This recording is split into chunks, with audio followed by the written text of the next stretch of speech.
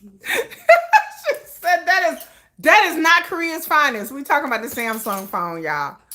We are talking about the Samsung phone. But anyway, hey everybody, what's up? Welcome. You know what? I shouldn't have got this background because I can't see.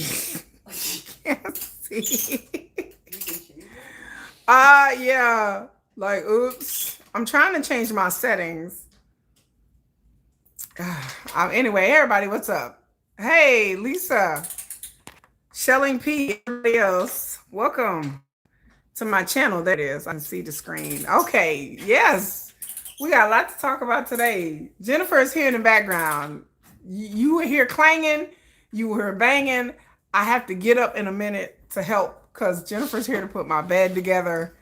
And so we were talking about the Samsung phone. Hello, Aspen. Hello, Narnia. Narnia. I love Narnia. I love Narnia. I F with Narnia hard. Real hard. I love me some Narnia. I can't wait for that new Netflix movie. But anyway, I talk about K-pop and the K-pop industry. And I am moving. I've just moved to a new place. We talked about your name a while ago. Oh, did we? Okay. Oh my God. Okay. Well, all right. Welcome everybody. I just give a minute, everybody gather around. But yeah, I moved. And so moving is moving. I'm tired. Yes, I have a robe on. It's it's like 80 degrees, it's like 90 degrees in Texas. And I got a robe on because it's cold up in here. It is cold. I got a robe on, y'all. Is that Festa background? That is Festa, y'all. This is Festa. Hello, Marie Miller. Yes, this is a Festa background, baby. This is the Festa schedule. I'm excited. This is my second Festa. Thank you. Thank you. Love the Festa. This is my second Festa. Last year was my first Festa and I was very excited. Every Festa for a content creator, it's a lot. It is a lot. I don't know about other content creators, but for me, it's a lot. Last year was a lot. So we'll see if this is going to be a lot this year. But it was a lot last year. It was fun though. It was fun, but it was a lot. But I think last year was kind of like, it was Festa, but it was kind of like bittersweet Festa because the members were still in the military. So it didn't really, from it being my first real official Festa, it didn't really feel like Festa. But this year should be a bit different. I mean, last year we did have Jen and then we'd have J-Hope. They were all doing their thing. But to have all the members back together now, this is going to be a bit more exciting. You guys may hear an echo because ain't nothing in here. Jennifer said ain't nothing in here. Yeah. You way too excited for Lisa says she's way too excited for Festa. I'm just excited because, this is the first like Festa where like they've been back and like it's been 2 years. Because I started getting into BTS in 2024. So even when I started getting into BTS 2024, there still wasn't like a real Festa. Your sister says she got you tons of Stray Kids and BTS merch. She's so excited because your favorite groups ever. I'm excited for you. My birthday is coming up, you guys. At the end of this month, 10 days after Festa, the official day of Festa, the 13th, the 23rd. Jennifer is over here. You got into BTS 2017. Oh, you an old head. She an old head. She an OG. They said hello, Jennifer. Hello. Jennifer says hello. Someone says, I'm ready, very excited. I think this year will be more OT7 member content together. Yes, it will be. So that should be good for everybody. Narnia says she's super young age-wise too. Are you super young age-wise? Oh my God. I'd be scared of you little super young ones be on my channel because I may say something real inappropriate. I mean, like I've done live streams and people be like, I'm 13. I'm like, oh, okay, well, welcome. I'll be like, oh, y'all 13, 14-year-olds here. Y'all be in your best behavior. Jennifer said I need to be on my best behavior because the conversation will go left real quick. Like we'll be talking about a bunch of crazy stuff.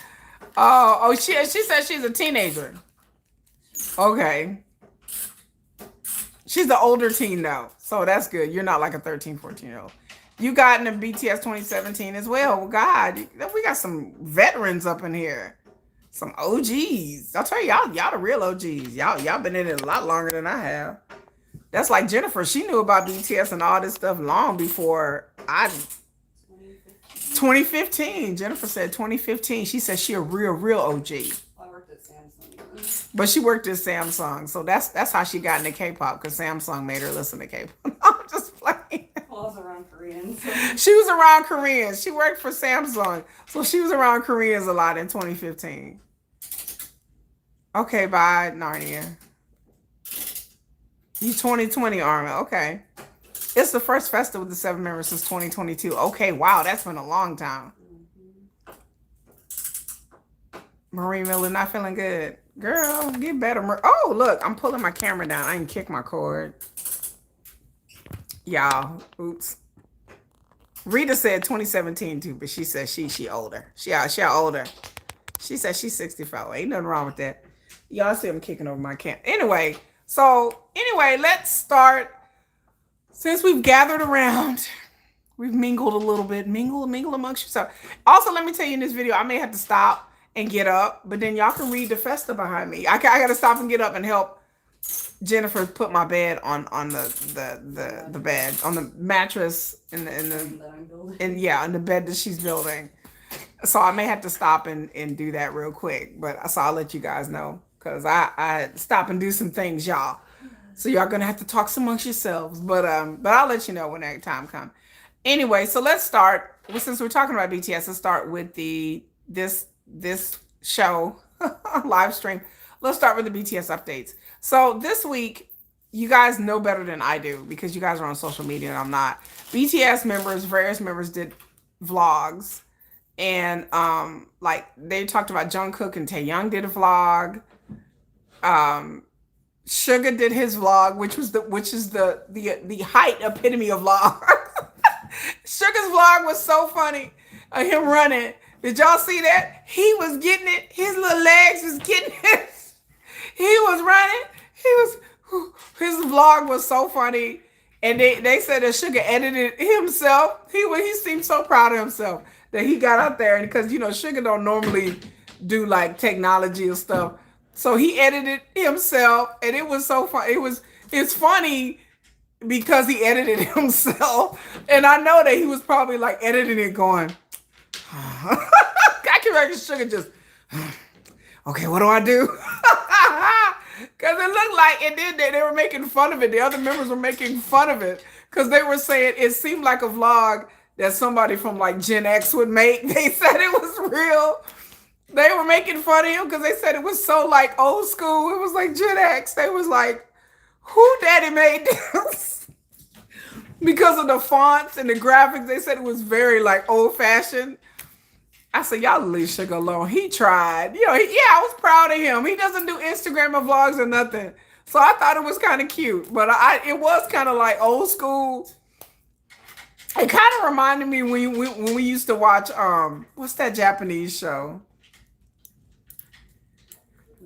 It was where they do the obstacle course. Oh, it was like MXC. Yeah, MXC, where they had the font coming up next. So that's what it reminded me, because it had like a voice in it that kind of sounded like an announcer.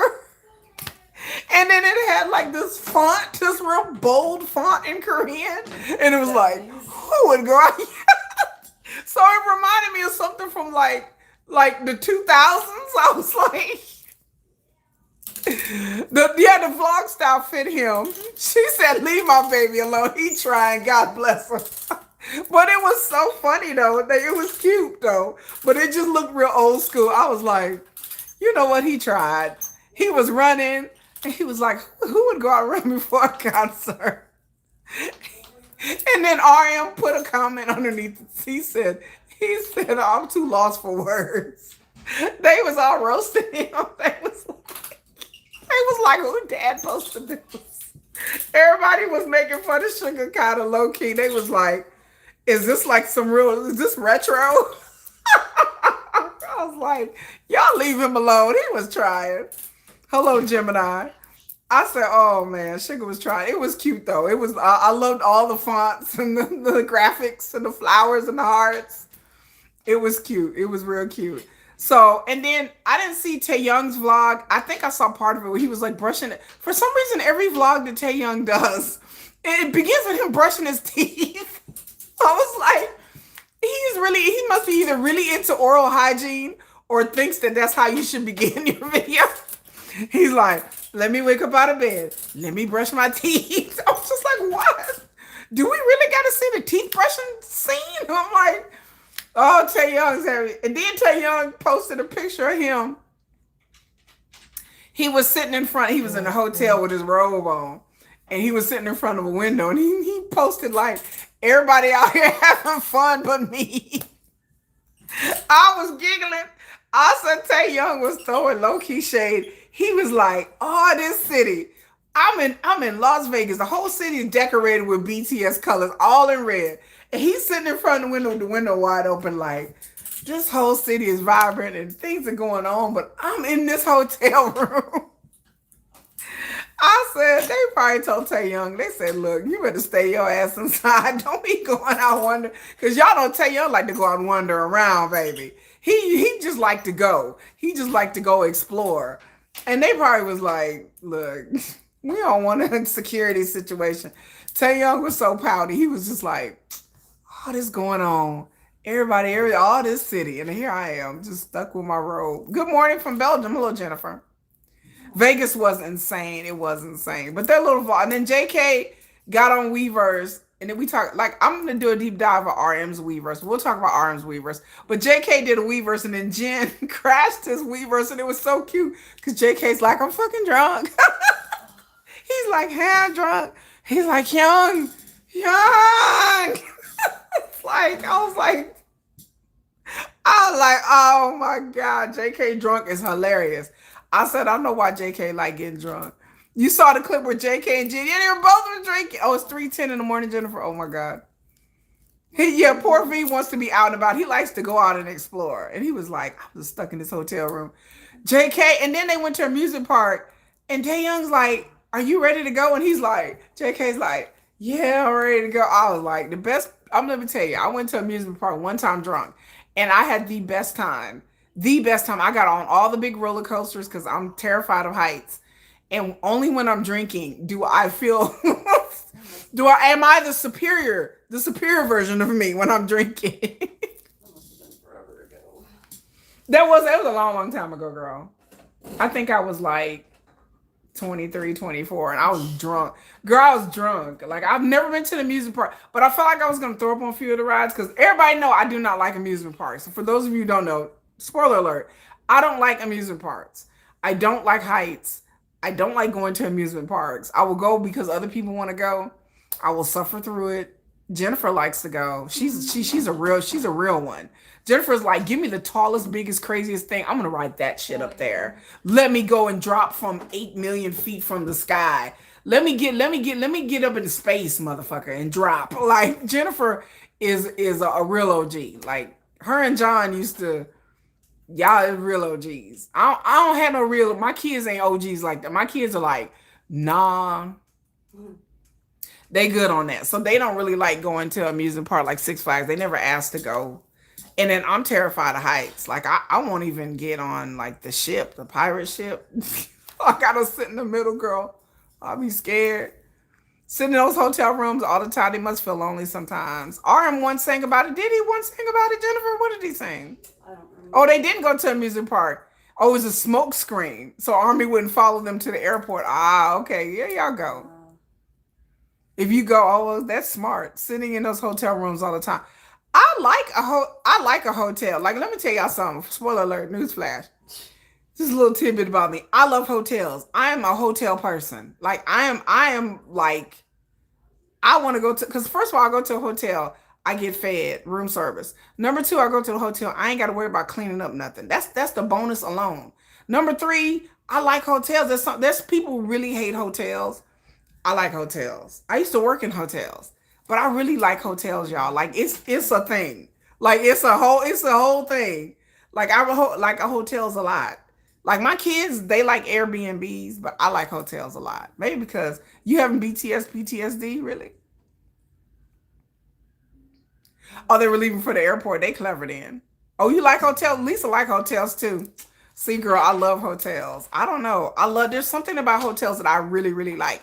And for a long time, like for a long time. You like what Marie Miller said she like hotels too, bitch. Give me a nice, I can, and then the hotels when they had like them cups and that robe, they had a robe hanging up, and I was like, man, I just like not having to worry about having to cook and clean. That I think that's the appeal for me. That I get fresh linens, I get fresh pillowcases. Well, I let me take that back. It did before the pandemic, y'all. Let me tell y'all something. Hotels changed. Before the pandemic, you used to get fresh linens and fresh towels and all this kind of stuff. Now they have it at most hotels that you got to ask for it. Like they don't automatically bring it to you. Like it's a whole thing. They got cheap. His song "Lonely" was written while he was stuck in a hotel room. He said he was in hotel. He was on the road 200 days a year and only saw his hotel room, the stadium, and airport. Oh my God! I got to listen to that song. I've never heard that song, Jennifer. What does this go to? Oh, that's my yeah, that's Okay, yeah, I'll that look. you're like, wait a minute, girl, hold on. Hold on, bitch. Yeah. Wait a minute. You're like, I didn't miss something. No, that goes to my yeah, the thing. I wonder how many fans turned up in Santa Monica. Probably a lot. I didn't know there was a smoke screen. Probably a lot, Rita. Probably a lot showed up. But and then RM did a Weverse where he talked about the business, and I love a business conversation. I love a talk about the business. And so I found RM's Weverse the most compelling. I didn't watch, and then J Hope did a Weverse as well. And I skimmed through J Hope's Weverse. I don't know. Did Taeyong did a Weverse show? I don't know. But I skimmed through, it's on his album Indigo. I have not listened to all of Indigo, Jennifer, and I will listen to that this Okay. evening. What you doing, girl? What happened? You trying to straighten out the rug? No, I'm straighten out the bed. Oh, you trying to straighten out the bed? My bed got a bench on it, y'all. RM Weverse was awesome. It was so awesome. Like I said, I have to go and take notes. I watched it once and I had to read the subtitles and the subtitles were screwed up. So I watched it again with real accurate subtitles. And so I watched that, but I had to stop. I was watching it and putting together my daughter's bed. So this time I'm gonna watch it for a third time. And this time I'm going to take notes because Taeyong did a vlog. I'm gonna watch it. I'm gonna watch it again and take notes because there are certain things that like I want to talk about that he said. And he said a lot. He was talking about, yeah, y'all see I'm taking plastic off my bed. You know? He was really talking about a lot. So in his Weverse. And I like a good business talk. Like I don't all the other stuff that they do unless they drinking. Like I'm interested. Or if Sugar does something. But when RM talks, he talks about the industry and talks about how the album came about and all that. That was very fascinating. So I'm gonna take my notes tonight and I'm gonna do a video maybe tonight. I don't know, depending on how long this live stream. This live stream shouldn't be very long, by the way, y'all. I'm tired. And but I'm gonna get it together. I'm gonna get into it. So yeah, I'm gonna do a video which will come out on Wednesday. I already got two videos for one for Monday, one for Tuesday. And so the RM thing, I'm gonna break it down and talk about because I saw a few other people's, like I saw HYBE, his video talking about it. And I think I read somebody else's, they were talking about it, but I'm gonna do my own thing. You watch Ryan Tedder's interview? I haven't watched that yet. I have to watch that. I want to see Ryan Tedder's interview. Taeyong vlog made your day. I have to see it. When will your membership return? It should be the 6th, January the 6th. Are you jumping way up here? What's wrong, honey? My daughters. Are you jumping way up here? Y'all, hold on.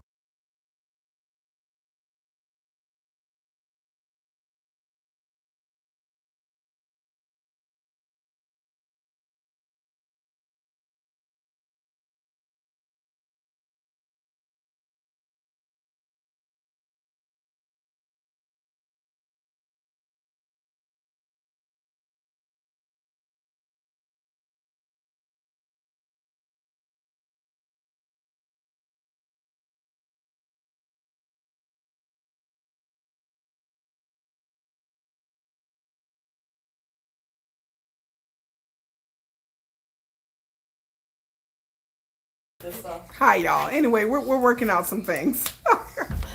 Whew. Jonathan. What? Hold the box. So, yeah, move, Ava. It doesn't work. The bed. You mean June the 6th? June the 6th. Yes, not May It the doesn't 6th. work. What doesn't work? The thing, What thing? like the plugs on my bed. Oh, Doesn't work. what, like the charger plug? Y'all hold on.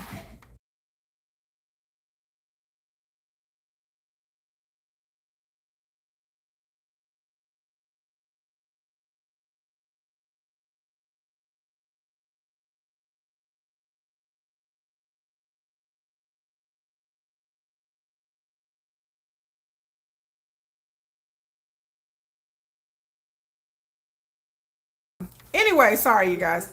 But yeah, June the 6th, yes. I'm trying to figure out because my box spring doesn't work on my bed. So I mean, it does, but it makes it too tall. it does, but it makes it really, really, really tall. Like it's my bed is like really like dun dun dun dun. Yeah, So I don't know what to do with it now. It was delivered? Yeah. It was delivered from the We're trying to figure out our bed. Give us a minute.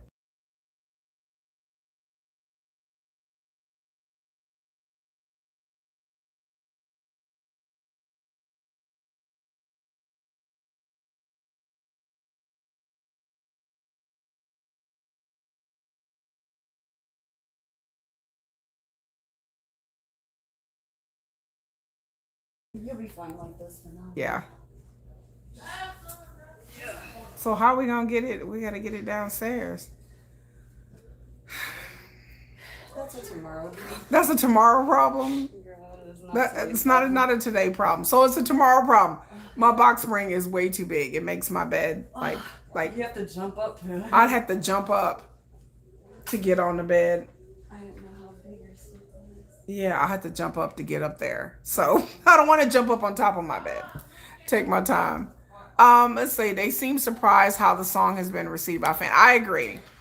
I think RM. Yeah, I think it will. I agree. I think the next album, or maybe RM solo, will be a bit more grown and sexy. Well, I have Jonathan take that down. Yeah. It will be a bit more grown and sexy because I accurately called which songs were the sexy songs. I said Like Animals was a sexy song. I said Body to Body was a sexy song. I said Please was a romantic grown person. One More Night has elements of being a very sexy song. So I said all these songs, like I was like, these songs kind of sound like, sensual, not outright and right sex songs, but just more sensual songs. So that's what I was saying, that like those songs were the ones. And then RM pretty much confirmed what I was thinking. That these songs have very sexy undertones. Yes, he said he thought it would have been too much for them to do a comeback and to do sexy songs. But yes, I too am ready for a grown and sexy album. I wanted BTS to come out of the gate doing songs that were a little bit more grown and sexy, and things like that, So yeah, hopefully by the next album, or if RM does a solo, things will change.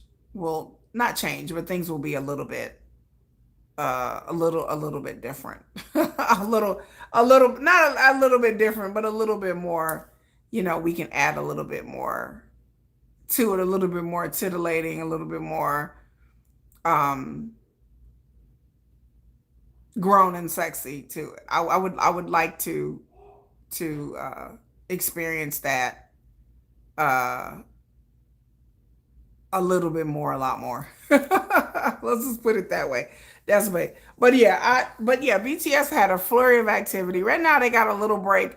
Their next thing is they're going to be in Busan. So if you guys see on the schedule, let's see. We see that, if you see, they're going to be in Busan right there, June 12th and 13th. The people, a lot of people been talking about the price gouging. Um, there have been churches and people offering Airbnbs and stuff for discounted prices and for lower prices. People have been offering their homes and certain dwellings for cheap because the hotels have totally taken advantage of this situation. This is totally taking advantage of the situation. I mean, I didn't heard that hotel rooms are going for like three, four, $500 a night. When normally, yeah, BTS they did. They got on, I believe, Weverse and said something about it. And then the president said something about it. And then Big Hit released a statement saying something about it. So it's pretty serious when the president of South Korea says something about it. I mean, it is terrible. I mean, it's really. And then there's been some evidence going on where people are charging foreigners higher prices. Um, that's another thing that has went on as well that a lot of people that weren't talking about. That some hotels and some Airbnbs and things have been charging foreigners one price and then Koreans something else. And so, yeah, for BTS to mention it, it's pretty serious. And it is pretty, I mean, when we say price gouging, I went and looked online and it was pretty bad. I mean, normally these hotels are like $80 USD, 70, 80, and then they're like $400 or $500. Like that's crazy. I mean, and then there's evidence, and like I said, not just I can't just harp on the hotels and the Airbnb people, but beyond them as well, there's other entities as well, like just food. Like people have really raised, like restaurants and bars and stuff have raised their prices for their food. And so it's not just the hotels and the dwellings, it's also the food. It's the people selling merchandise. There's people in different shops and boutiques that are selling BTS merchandise or selling BTS themed items that are not officially from Big Hit or whatever. And they have jacked up the prices. Like there are people that have like, BTS plate specials and like purple drinks and, audit on red, items and food items and stuff like that. And where it's not official BTS and they're not using their logo so they don't get in trouble, but they're BTS affiliate kind of fun things. You want to drink a little, have a purple drink, a nice creamy like taro drink that's purple, and they call it like the BTS milkshake or but they're charging a lot. Like bakeries are making like purple themed taro using taro and food coloring, purple and red themed desserts and cookies and stuff like that, celebrating BTS return to Busan. And then they've been hiking up the prices. Like, they've been selling like 6 cookies for like $15. It's like it's crazy. They're canceling people's reservation who had previous reservations. Yeah, that too. Yes. Yeah. Not yeah. I mean, yeah. Legion was charging $22 a mixed drink. Damn. That sounds about right though. Like when I went to see Bruno Mars, a mixed drink was $20. Yeah. When I went to see Bruno Mars. So it's not just K-pop. It's all concerts. And then like a Whataburger meal was like $22. So a Whataburger meal, fries, drink, and a soda at Whataburger was like $20. When normally you can get it for like 10. Like it's just the World Cup. Yeah, the World Cup, they price gouge big time. Do you think the hold on, y'all.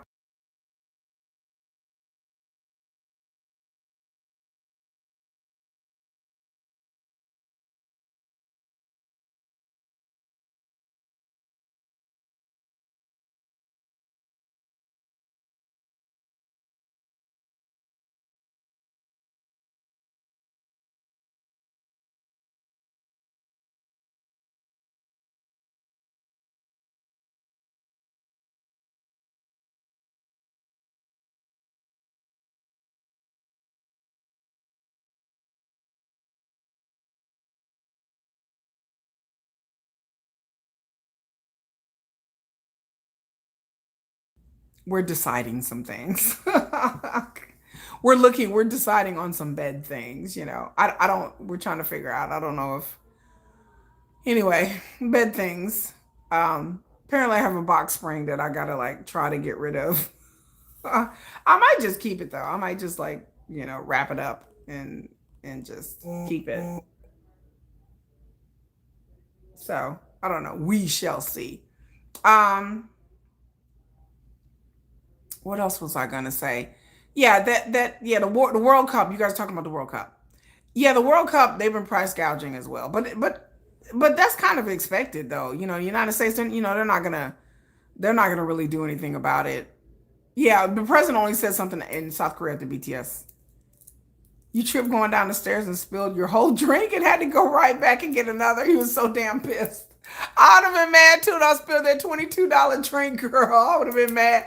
And then, you know, when we went to Bruno Mars, them $22 mixed drinks, they weren't even strong, girl. Them drinks was not even strong. I was just like, it was like drinking Kool-Aid. I was like, hey, you know. So it was pretty, it was pretty crazy. Them watered down drinks. And prices are ridiculous everywhere, yes. So for the World Cup, they're ridiculous. What were we waiting?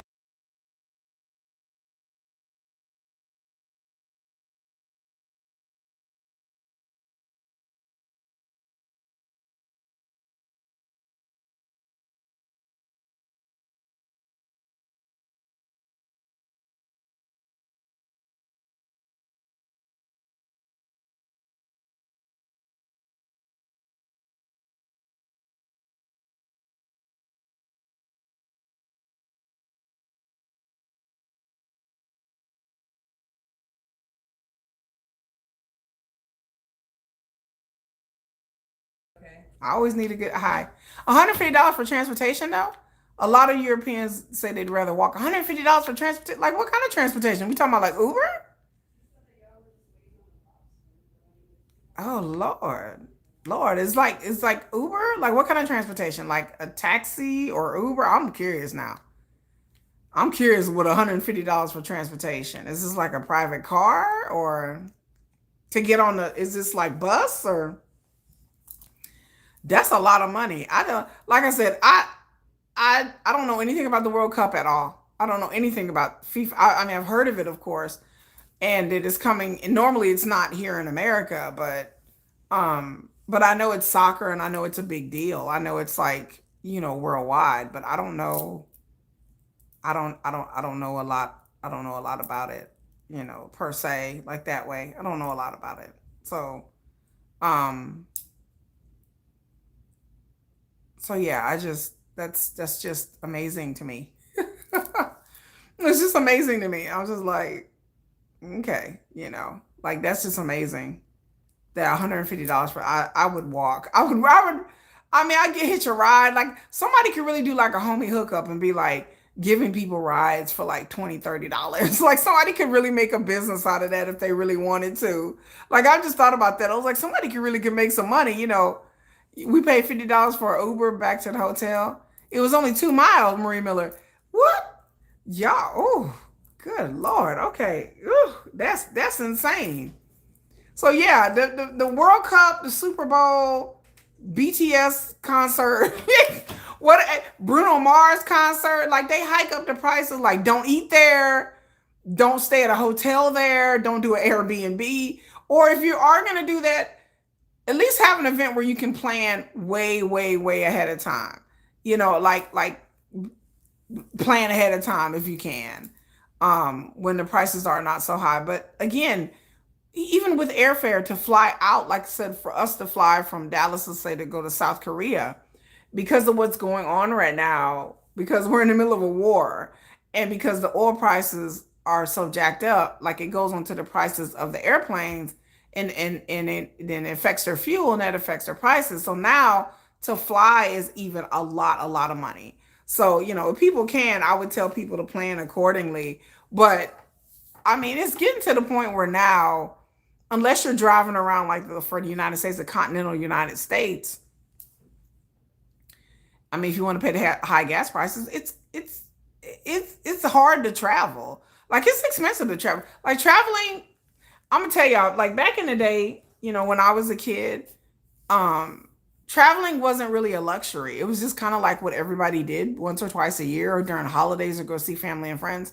It's not to the point where now like it's so overpriced that traveling is a luxury besides just going to an event. Like you got to pay for the event, you got to pay for hotel, but even if you're not going to an event, let's say you just want to go on a trip with your family, like me and my kids want to go somewhere and they want to go somewhere this summer, but I'm just kind of like I don't know because I'm like it's so expensive. Traveling by yourself is one thing, but then if you have, a wife, kids, or a husband and kids, or just kids, it's really expensive to travel. And so I tell people online, well, not online, but I mean through my videos, that it is a big thing for people to spend. Like I did a whole video. Y'all remember that video I did? I talk about all these K-pop artists and these Western artists that had to cancel their concert dates. Remember, because the things in the way the economy is particular in America and worldwide, inflation is bad. When people talking about hundreds of thousands of people showing for BTS, that's nothing to just gloss over and be like big deal. Because I had to remind people over and over again in my comment sections, there are artists who cannot sell out arenas. There are artists who are trying to sell out stadiums, smaller venues that have not sold out. They have had to cut back and scale back just because the economical situation is going on worldwide. So for BTS to sell out their concerts like they have, it's something that doesn't get emphasized enough. Like it is, this ain't 10 years ago. This ain't 6 years ago. This is in a time where inflation is high. People have lost their jobs. People haven't gotten raises. So for somebody to go to a BTS concert, and including myself, it is a big deal. It's something that I've been saving up for over a year now. So, yeah, Blue Dot Fever, baby, they everywhere. Yeah, I did a whole video talking about it. The concert costs just as much as a plane ticket. Yeah. And so for people to just kind of downplay it like, oh, well, yeah, I'm just like, what do you mean? Oh, well, BTS, that's a big deal. That's a big deal to sell out consistently. And BTS are at the, they're at Taylor Swift, Beyonce level of selling out venues. They're at Bruno Mars, that level of selling out. And so that's a big deal to have that many people show up and buy your merchandise. And people have flown to go see BTS all over. People have come here. People have gone to South Korea, Japan to see BTS. That is a big deal. And a lot of people have been saving up for years. There are people I know who come to my channel who's like, I've been saving up for 4 or 5 years. I've been ready for this tour, And then also, yes, the oversaturation of the market, which I talk about all the time, that there are just too many groups doing too many things that you can't focus on one thing. But it's a pretty big deal. So, for me, going to see BTS and going to see the concerts that I see, I never take it for granted because I know that people, want to go see their groups in concert, and I know that people don't have a chance to. And so for me, I never take it for granted. I always feel excited. I'm going to see XG me and Jennifer are going to go see XG in November. That's always fun. And so I kind of wanted to see Cat's Eye, but I don't know. I don't think I can talk Jennifer into going to see Cat's Eye. She'd be like, all right, she'd be up there like this. I ain't seeing these you, girl. So I don't know. I don't know if she would go to see Cat's Eye. But we are going to see XG, which I'm very excited about. I love XG. I absolutely love XG. Y'all know I talk about XG, one of the few girl groups I actually like. You saw someone pay thousands of dollars for merchandise. I did. I won't do that. The only merchandise I really, really like is things I can wear. Like I like clothing. I like things that I can wear because it's practical. So for me with BTS, I want more purses. I like their t-shirts. I like their jackets. I like pants. I would love to have more BTS pajamas that wasn't just line friends pajamas. I would love to see BTS like grown people pajamas because that's something I'm a type of person. I like useful things. A action figure or things sitting on my shelf, that's not a collectible. That's nice, but I'm not really a collectible person. I'm more like, give me something I can use. So I can use a purse. I can always wear clothes. I can always wear socks. You know, I don't wear hats, but I just I like to have BTS towels and you know, and kitchen stuff. Like I would love to have BTS bathroom stuff. My whole bathroom, whenever I get unpacked completely, is going to be all BTS and all Korea. So but my theme of my bathroom is going to be Korea. Since I can't have the since the cursed shower curtain is packed up, may it rest in peace, cursed shower curtain. May it rest in peace. It's not dead. It's just packed up. I have a new shower. I have a different shower. So I have a glass door shower. So I don't have any need for a shower curtain. So your Tampa plane tickets were an arm and a leg and your soul. Yes. I love the clothing. Yeah, I'm a clothing merchandise person. I love it. Yeah, I like when the members wear stuff because they wore these jackets and I'm like, oh, I want that jacket. Then they wore these t-shirts and I'm like, oh, I want the. And y'all know I got I got a long sleeve shirt. Um, but I like that kind. I like practical merchandise that I can wear, rugs, bath mats. Like I would love to have like these are things I have to get custom made. So I'm gonna get BTS bathroom rugs made. Um, just like my shower curtain. My shower curtain is custom made. Like the cursed shower curtain is custom made. It's custom made. And so and that's extra cost to pay because like one bathroom rug is like $25. Just one bathroom rug. And I'm just like, I'm like, okay.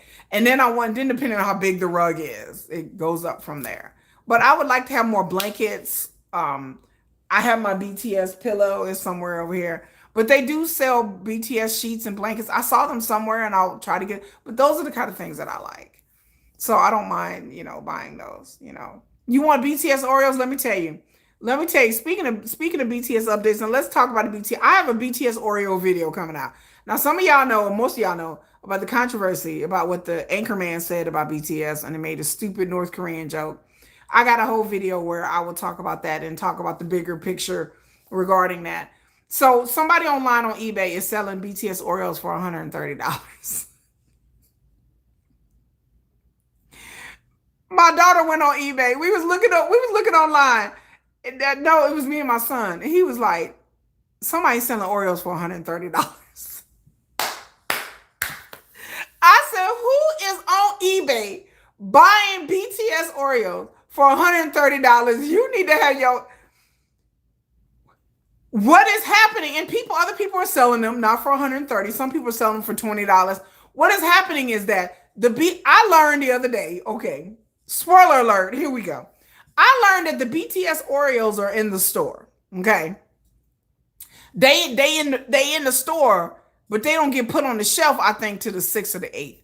So what people have been doing, people who worked at stores, what they've been doing is they've been going in the back and stealing Oreos out the back. They've been opening up the boxes and taking the Oreos and then putting them on eBay or giving them to their family members, and their family members are selling them. So yes, $130 for Oreo. Yes. Yeah, their official release is the 8th. Okay. So yes, people work at grocery stores. Their Oreos are already there. They're already in stock, but they can't put them on the shelf until the 8th. So they're already back there in a lot of these stores. Child, these people taking the Oreos and they sell them on. Look at BTS Oreos on eBay. There are people selling individual Oreos.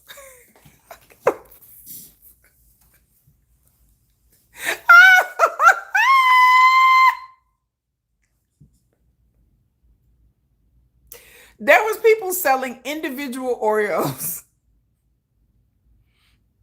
Like I was crying.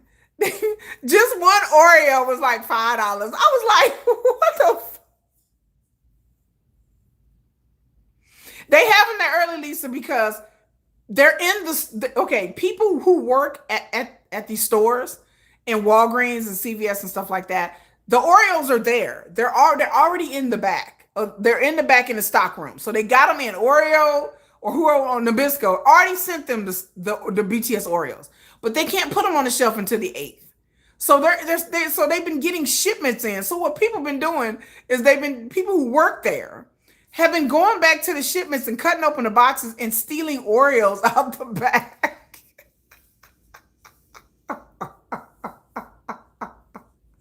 Are they gonna say that? I don't know. Yeah, so people who work there have been. So if you go on eBay right now, if y'all Google BTS Oreos on eBay, you will see people selling eBay. You will see people selling the BTS Oreos, real package of Oreos that they've stolen or had a family member take them, or a family member or friend give them to them or whatever. And then sometimes people work. I can tell you because I used to work for a snack food company. I won't say which one, but the largest one on the planet. I worked for the biggest snack food company on the planet, okay, for 8 years.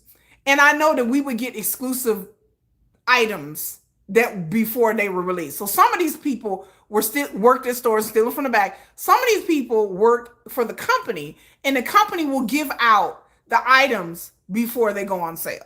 So what people have been doing is people have been getting like free packages of these Oreos. People who work higher up, research and development, executives, management, they've probably been giving people the package of BTS Oreos, and they give their team members them. And so people have been taking them and stealing, selling them. So yes, if you go to eBay, you will see people are selling them for $12 for a thing of Oreos that costs $5. People sell them for $20, $30, $100. We saw the biggest one at $130. Yes, the Oreos do taste different. They have Korean flavored taste. They're not like regular Oreos. There's one like a brown sugar pancake Oreo. I can wait too. I was like, I can wait till June 8th. I'm fine. Like I'm fine. Time to restock on toilet paper. Let me go to the store. Oh Lord. Your local Walgreens had them out for sale. Same thing with me, Ashley. The local Walmart, I looked online and the Walmart was like out of stock. And so I went, not the Walmart, Walgreens. So I went to Walgreens and because it said they were at another Walgreens. I went to another Walgreens and the Walgreens people told me that they did not have them out yet. And so I don't know what was going on. One Walgreens said it was out of stock. Then the other Walgreens another Walgreens in the same city said that they didn't have them out yet. So that's what I was doing yesterday.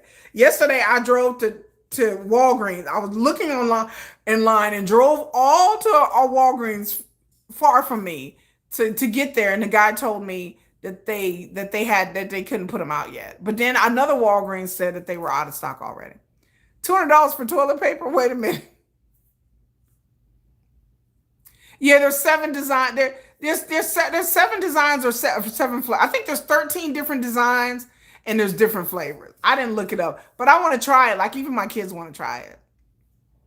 Right. I wonder why they have them online then. Right. They were saying that you can order them online, like the pre-sale, and order them online and get them shipped to you. So I guess for people who want to do that, I don't know. But all I know, they're not in my local Walmart. I drove a while to Walgreens. I looked online last night and I could not find them. Like I was hunting. I was like, man, I'm going to try to find them, but I could not.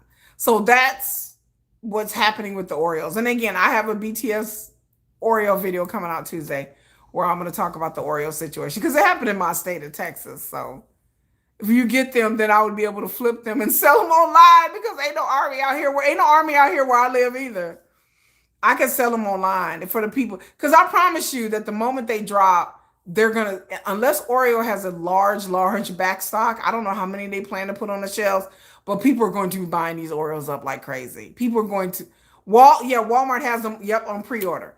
People are going to be buying these Oreos like crazy, and they're going to buy more than one. People are going to buy. I know somebody that's telling me that they were going to buy $10 packets, so $50 worth of Oreos. And I was just like, I hope y'all plan to sell them. I don't know. But people, yes.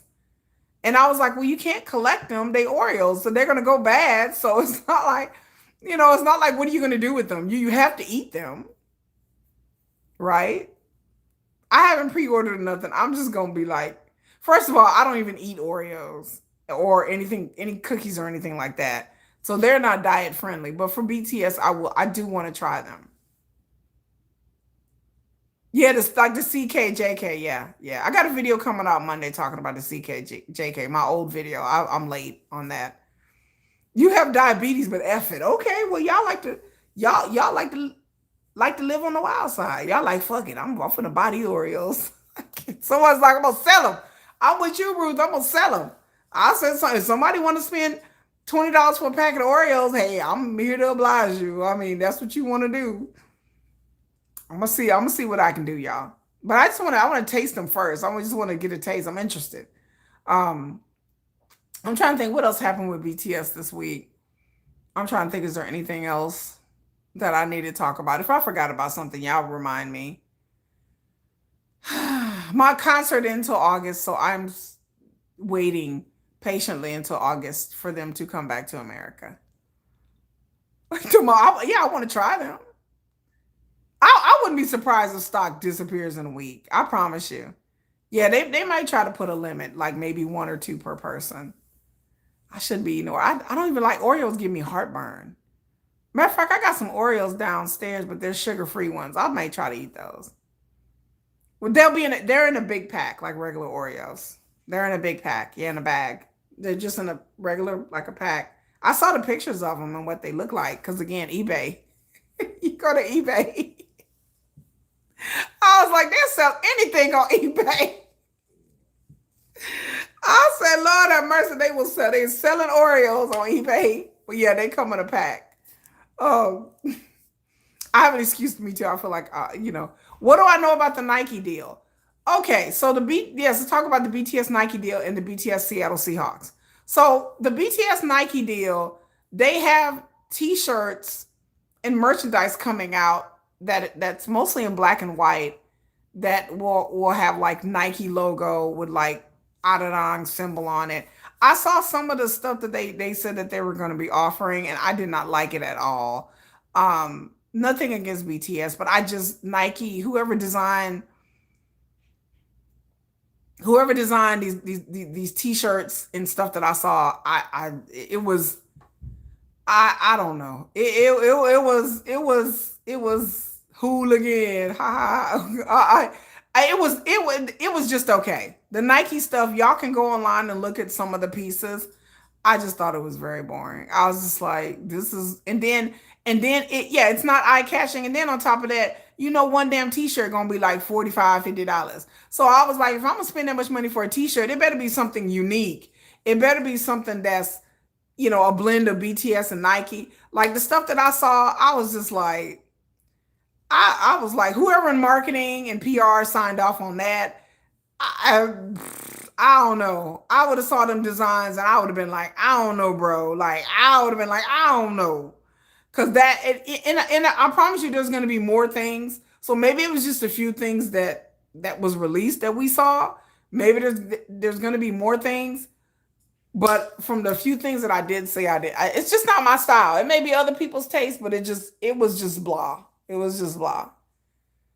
Oh, and yes, they do have custom pieces where you can design them yourself. Yes, I forgot about that. Yes, they do have pieces where you can customize them. So you can put your name on it or a specific member's name on it and stuff like that. So there are customizable things. But a lot of the customizable options, like I said, it wasn't a bunch of options, but I still was just like, okay, well, I just have to, when it roll out, we'll see.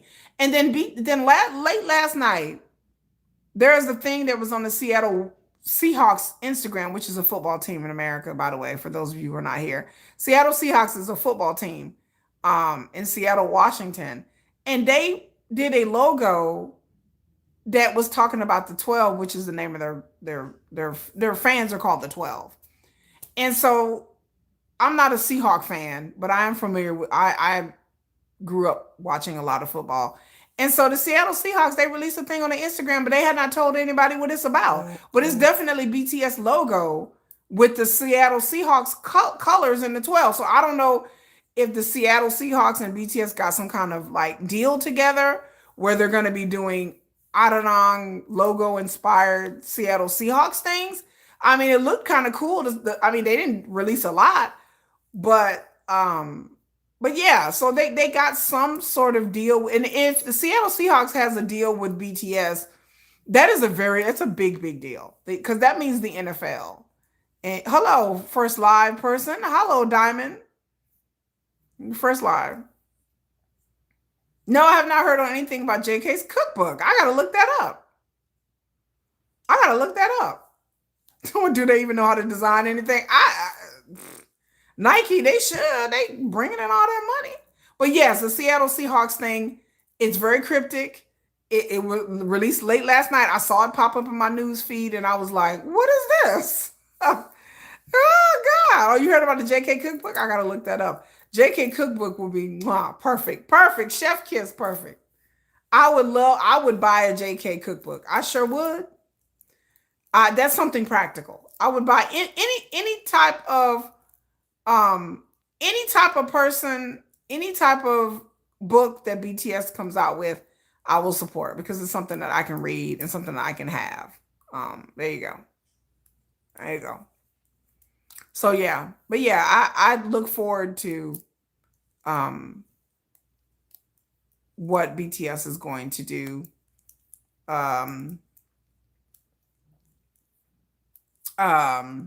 in the future and everything like that. Omnidroid, hello, Omnidroid the robot. Okay, all right.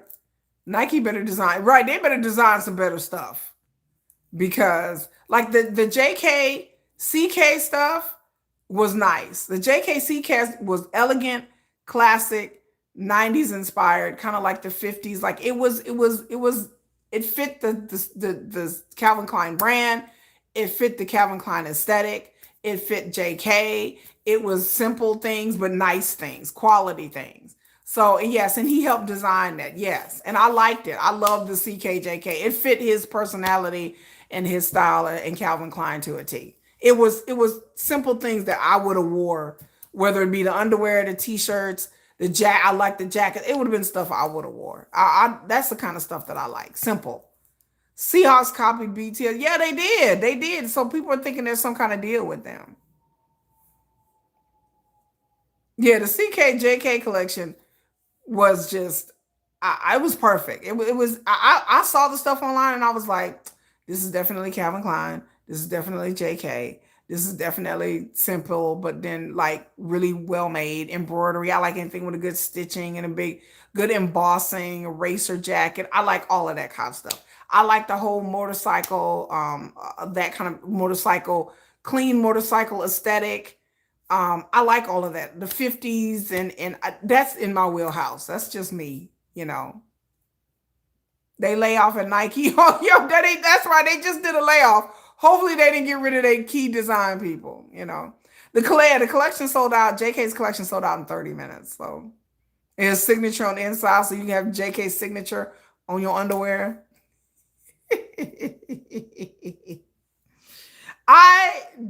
My video coming up on Tuesday, well, I will touch a little bit on my thoughts about BTS doing the Super Bowl and how I've been thoroughly against it since the beginning. How I'm like, no. I don't want none of that grief or that smoke. I don't want none of that headache. None of that. I'm trying to think, is anything else? Any other BTS news before we move on to the next topic? I think that was all. So I just look forward to BTS coming to Texas in August. And then some people thought with this, also with the Seattle Seahawks thing, thought maybe that BTS was going to add another date in Seattle. And that could be possibly true. They could add a date in Washington. And so that could possibly be a thing. Because I heard that they're going to be adding more dates soon. Like it's probably going to announce either after Festa or during Festa. I heard word on the curve is that they're going to be announcing more dates, more places that they're going, more dates, possibly a few more locations. That's what I heard. So the hate train would be so ugly. I don't want it either. I don't want none of that smoke. Yeah, I said, yeah, the people were selling. If you go to eBay, once again, eBay. If you go to eBay, they are selling the JK stuff on eBay too. Real crazy prices. Did I talk about Hobie at the AMAs being endlessly memes looking for the teleprompter? I was crying and laughing. Oh yeah, Colt Nava did a video where Hobie was like, he's at the AMAs and he's like, the way he was looking like he was looking for the teleprompter. They were so confused. Oh yeah, I have to talk about the AMAs. So I did a video about the AMAs, and I have a short coming up talking a little bit about the AMAs because RM brought it up in his AMA saying that they did not go to the after party. So RM brought that up, and that caused some heat and some backlash on what he said about them not going to the after party. Yada yada yada yada yada. Because basically, they didn't. Some of them don't like the crowds. He was saying that some of them didn't feel like mingling. He said he didn't really feel like it, so they did not go to the AMA's after party. But yes, I saw BTS win the award, and they were up there, and Hobie was squinting. He was looking for the teleprompter, and it was funny. Yeah, eBay and Macari. Yeah, Macari, baby, Macari. JK underwear was $250 on Macari. Really? Whew, Jesus, I'm not spending no $250 for no draws. But yeah, and then RM kind of caught some heat about what he said about them not wanting to make. I said they probably were tired. I mean, they're on tour.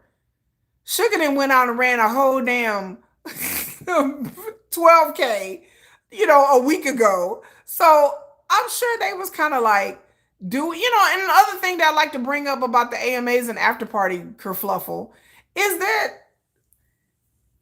it's exhausting. I would say it was exhausting for them to probably be around that many foreigners because they won Artist of the Year. And so everybody is going to want to come up to them and start talking to them. So I'm sure they probably was like, it's not like they can just go to the AMAs and let's just say they didn't win anything. Okay, let's say they won like Song of the Summer and that's it.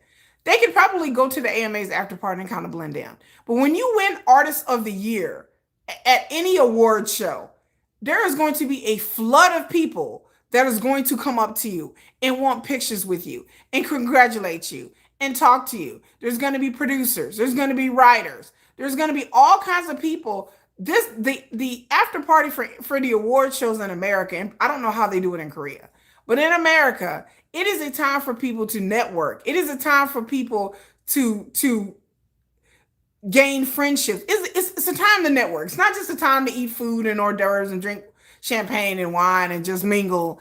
It is a time to party and celebrate, yes, but it is a time that you get all these famous people in a room, and a lot of people are there to network.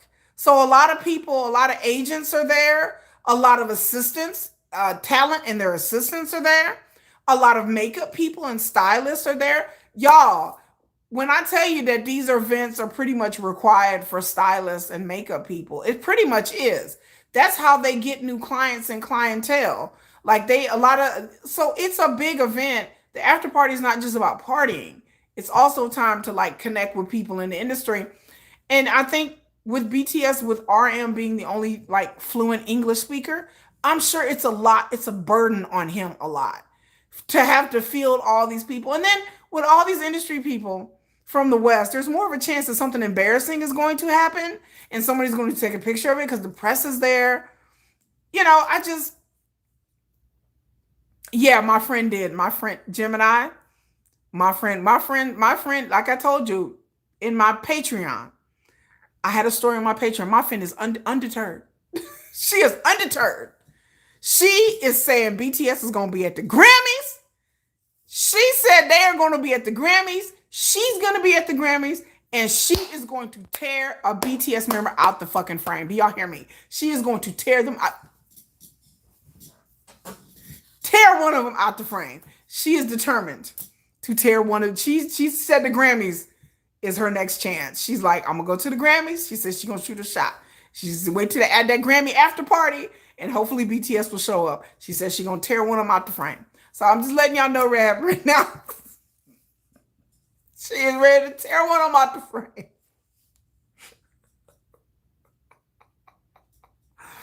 Oh, I'm glad they didn't go. Oh my God. Yes, Lord. My cousin's friend was ready to shoot her shot. She's obsessed. She says she's gonna get her a K-pop singer. She don't care whether it's BTS, Stray Kids. She don't care. Well, whichever one she gotta go. She's like, I'm gonna get one of them. But Kim Tae-young is the one that she really got her eye on. She is looking at Kim Tae-young on the internet like she like Kim Tae-young. Y'all, my cousin friend is slid in somebody's DMs. She just slid in a BTS member DMs. She just gonna go down the line. Okay, A, we're gonna start at the A's. We're gonna go out all 7. Okay, number 1, slid in his DM. Number 2, slide in that DM. Number 3, she was trying to slide in she slid in every single one of them DMs. I said she had lost her fucking mind. And she wasn't lying because she showed me the screenshots. I was like, girl, you did not slide in a DM. She's like, I did. I said, girl, well, let me know what happened. Just let me know. Just come back and tell me what happened. You know? Yeah, she got a long line for Tay. This girl, this young lady she's in her early 30s. She is undeniably gorgeous. Like she's dated basketball players and she's dated musicians and singers. She's dated actors on the cool. She's beautiful, exotical. So I was like, you could probably pull it off. What y'all doing? Trying to see if your box spring works. Oh, okay. We're trying to see if the box spring works. Box spring, day 1. Bye, box spring. You're such a nice, lovely black color, and I can't use it. It's okay. It'll find its forever home. Hopefully. Box spring gonna find its forever home, hopefully. Oh, what happened to the light? Oh, the light went out. She has receipts. Yeah, she's like, I'm like, girl, okay. That's why you glad they didn't go to the after party? Again, I wanted them to go to the after party, but I understand the situation of having one person to translate in a room full of foreigners. And everybody would have been coming up to them. And it's more of a chance of something going wrong, more of a chance of them being embarrassed or a quote unquote scandal. Not in America, it wouldn't have been a scandal. But I mean, it would have been a scandal. It would have been a scandal in Korea if they would have been photographed talking to some actress or starlet or singer or something like that. So I didn't want them, and I'm sure that I didn't want them to be put in a compromising situation where it would embarrass them or hit their reputation or cause a scandal. Drunk JK is way too friendly. They never go. Yeah, they really don't go. Yeah, they don't really go. They really just kind of stick to themselves. And again, I've said it before. That is one of the reasons why BTS, it is kind of like stymied to me their career, is because part of being in the industry is the schmoozing. Part of being in the industry is the schmoozing. It's that. It is that. So, it is, hobnobbing and elbow knobbing with other famous people in the industry. That's just part of it. Some of the people, yeah, they never go. And like I said, and part of it, that's just part of being in the industry. Again, South Korea is a bit different, but in America, that is part of the industry. That's how you see a lot of people get a lot of opportunities and go far, is because they do a lot of schmoozing. And because they don't, because BTS really don't, that is kind of like in the West, internally, not with the fans, not musically, not anything like that. That's why I think that's one of the reasons why Big Hit has had to do so many things internally and leverage BTS in the way that they've leveraged them. In which they've done a good job. Again, I hats off to HYBE and Big Hit. I give props when props is due. I will give them all the props and all the things whenever it's due. But it is hard to get nominated for things, and you have to really leverage your power if you're not kissing people's butt. I mean, really, at the end of the day, it's really kissing people's butts at the end of the day, especially with the Grammys. The Grammys is really about who you know and who you don't know. And it's a lot of that. And other people have talked about this. There are people in the industry who've talked about BTS and about the industry. There's several industry producers and stuff who have talked about K-pop in the industry, in the American music industry, and how networking is a huge part of the industry. It's a lot of who you know, who you don't know to get in these rooms and stuff like that, who know a lot of more about it. But yeah, it's a lot of nepotism. It's a lot of, and you coming from the outside, people are really suspicious of you being a foreign artist in the first place.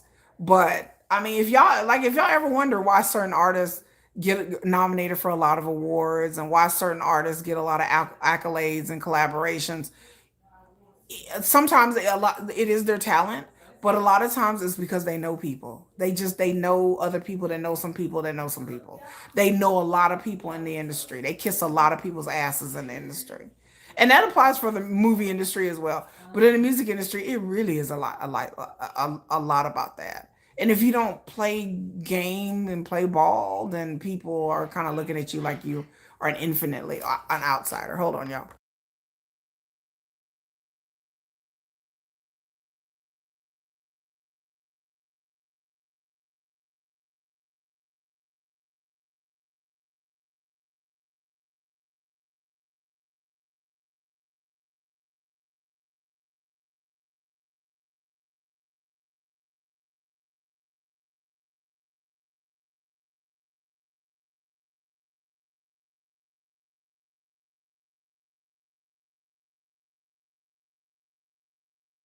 Yeah.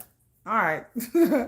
I was just asking about the box spring scandal. But that's good. I mean, Jennifer's tired, y'all. She laying in my bed. back hurts. She talking about my back hurts. She talking about after she didn't put beds together. She got her drill with a light on it. She got the fancy drill. Lot of schmoozing. Yeah, it is a lot of schmoozing. Yeah, they do. They kiss a lot of butt. That's the name of the game. I think Jennifer's asleep. I think My back hurts, yo. she like my back hurts. Ah, ah, ah. I've been hunched over all day. I know, girl. Just think, like it took me 2, 3 days, 3, 4 days to put down Emma's bed. Man. It was like 4 days later. I'm like, here I am with my little hex wrench, y'all. Just here's my little screwdriver. No. My hex wrench. My hand just Yeah, it was just a labor of love. I got my sheets. I got my mattress cover. Like I said, had I known I didn't need no box spring, I wouldn't have.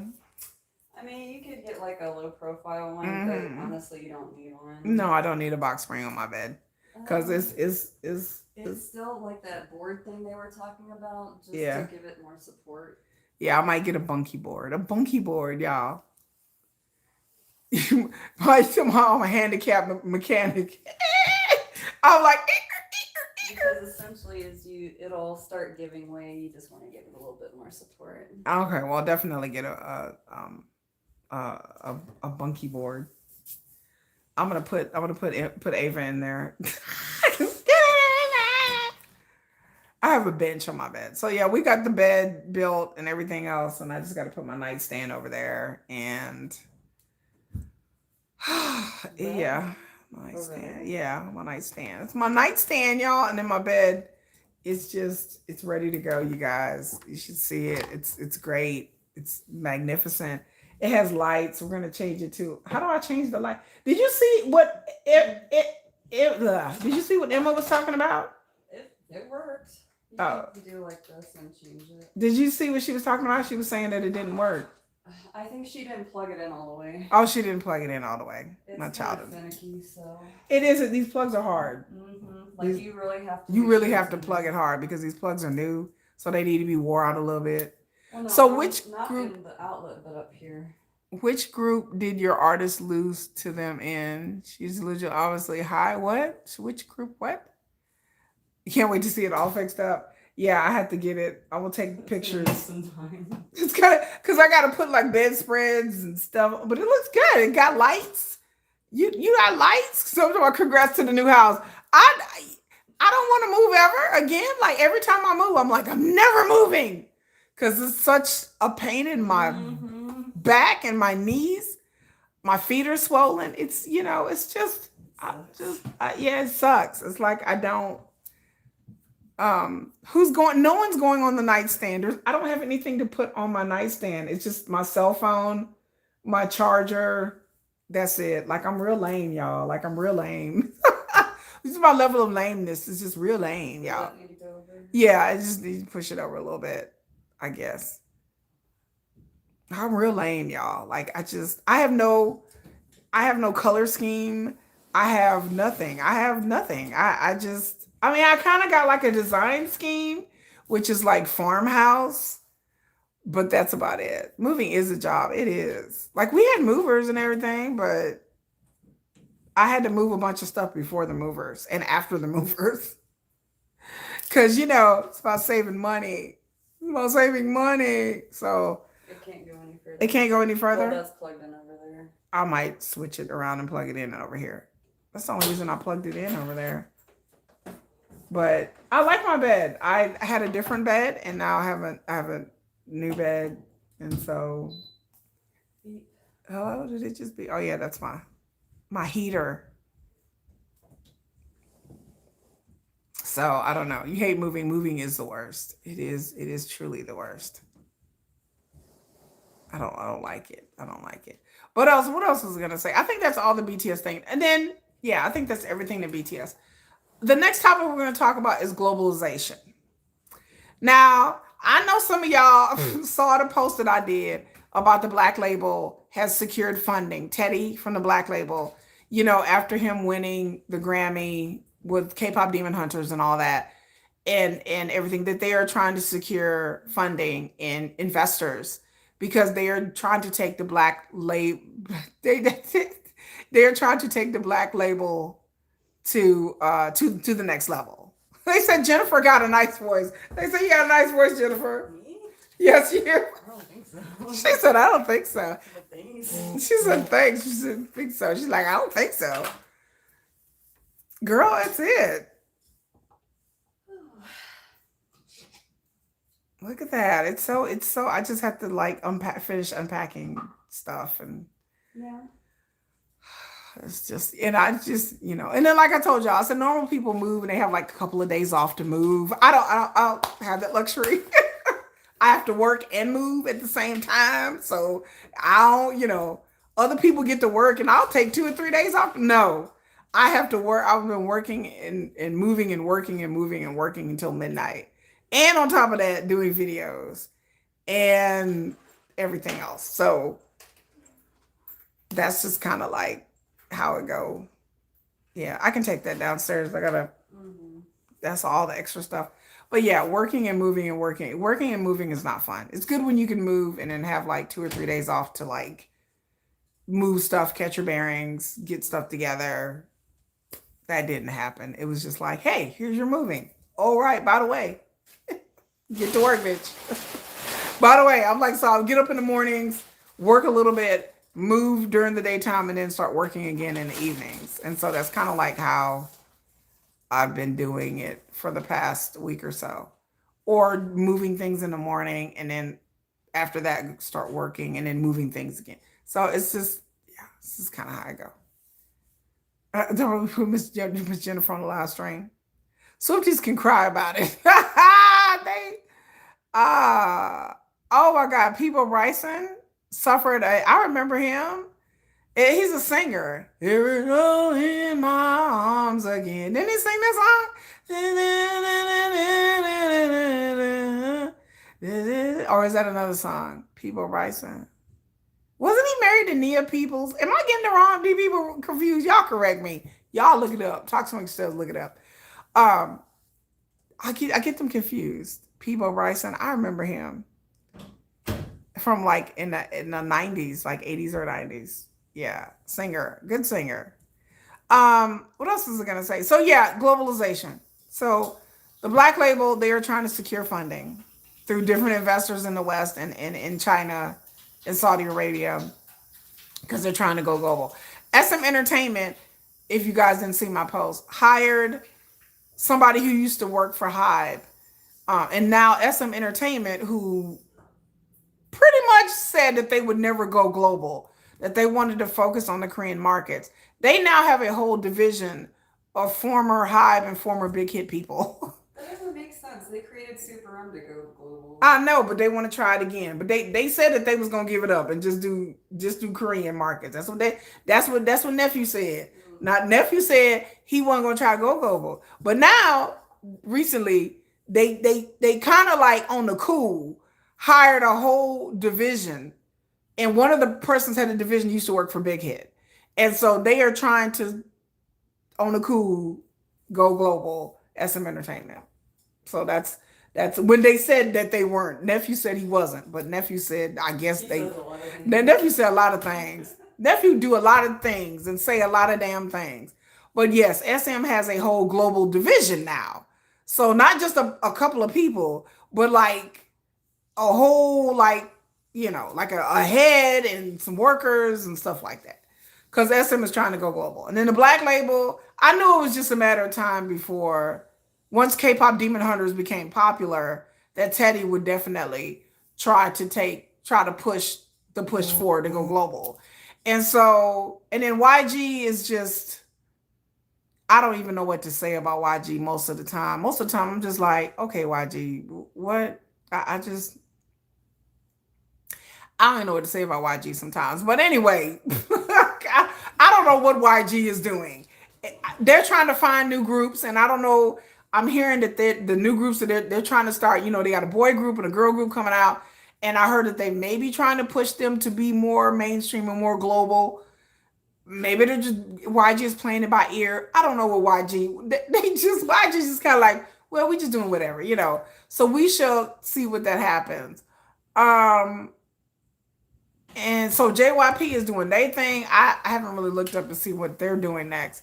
But yes, there is going to be a more of a push towards, all the shit they talk about BTS and all the shit they talk about, like fans talk about these other groups and SM and YG, all the shit that they talk about, BTS is too global, BTS is not Korean enough, and then here they come.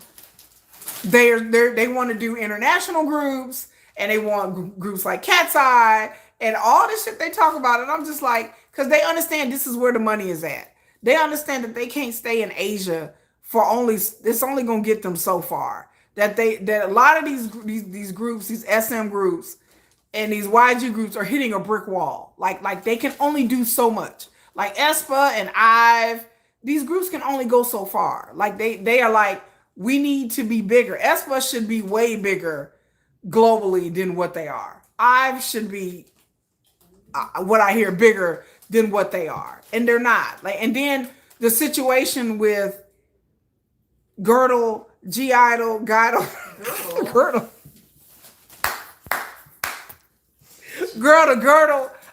the Spanx. I don't know. Okay, with Girdle, G-Idol, Griddle, Girdle, with them having to cancel concert dates. And aespa, I heard that aespa wasn't, that they finna go on tour, and I heard that they weren't selling in North America like they should. And then Alpha Drive 1 is still trying to be alphas, and they still trying to drive, and they still trying to be number one. And they trying to branch out and do stuff in Japan, and that eventually they want to go global. And of course, Jay Park wants Longshot to be global. He's talked about it many times, which I don't know. I don't know about Jay Park. I don't know, but they know. They're Spanx. They said the Spanx girl. Everybody wants to go global now because they have hit the brick wall. No 99 bananas, girl. I wish. And so in mixed success in Latin America, yes, JYP is going to focus more on Latin America. Yes, I heard that JYP is going. There are a lot of more groups. I put post. I don't know who these. I forgot the name of the groups. But there are groups out there who there's a K-pop group recently, a boy group that did a whole album in Spanish. They did a whole ass album in Spanish. And they from a smaller agency, but they are starting to push towards Latin America. And so be prepared to see more K-pop singers and groups to do more albums in Spanish language because I think that they realize that the market is so oversaturated right now that they have to do something to stand out. Like they have to tap into some type of market. J Park's trying too hard. They told my J Park no. I agree. Y'all don't be doing my friend like that. They told my J Park, you trying too hard, bro. You just. He trying to relive his. And he trying to relive his glory days. Like let that man live through long shot, okay? But yeah, they are trying to push into new markets because there's only so much they can do in Asia in particular. Like there's only so many groups. So there's so many right now. Well, right now ticket prices are down in the U.S. Yeah, ticket prices down in the U.S. I let Jennifer watch K-Ville. She watched 10 minutes. She's like, who? Who is like every group? Who? Who that? I can't pronounce their name. She's like, who is this? I never heard. Every week there are groups and singers releasing albums. People that we have never heard of. Or y'all have never, I've heard of some of them. But y'all are like, who? Who is that? I'm like, girl, you ain't know the Cures, you don't know the Billies. The Cures and Billies are big in South Korea. Heart to Hearts are big in South Korea as well, too. And so some of these groups are just big in South Korea. But some of these groups are very, very new. Like, every time I talk about these groups, everybody like, who is that? I'm like, oh my God. So yes, they are pushing more into Latin America and they're pushing more into the global markets because they got to get the money from somewhere. They can't. There's only so much they can do in South Korea. Like, come on now. In Japan, South Korea, Japan, Taiwan, Philippines. Like, there's only so much they can do in the Asian markets. It's just China. Like, this is so much. Like, it's way oversaturated. Yep. Santos Bravo, yes. Yes. They no. This is a Korean group that did a Spanish language album. Mm-hmm. They're a Korean group. Marie Miller, who? Girl, there's so many that you be like, who is that? There's so many groups, some of the groups that I've never even heard of. I'm just like, who is that? Because there's so many K-pop agencies now. Mm-hmm. I remember the difference between the second and third generation until now. I didn't know that somebody said online, I think that there was over 142 different K-pop agencies. Like agencies that I had never even, I was like, what? They may have one or two groups or one or two singers. Is that specifically K-pop or is it just K-music in general? I think K-music in general. Because there are 142 agencies registered in South Korea. Registered. So whether these companies are active or not, that's another conversation. Right. Or if they have active acts or group, it could be groups, it could be individual singers, it could be rock, it could be trot, it could be, just not necessarily K-pop. But 142 active like agencies.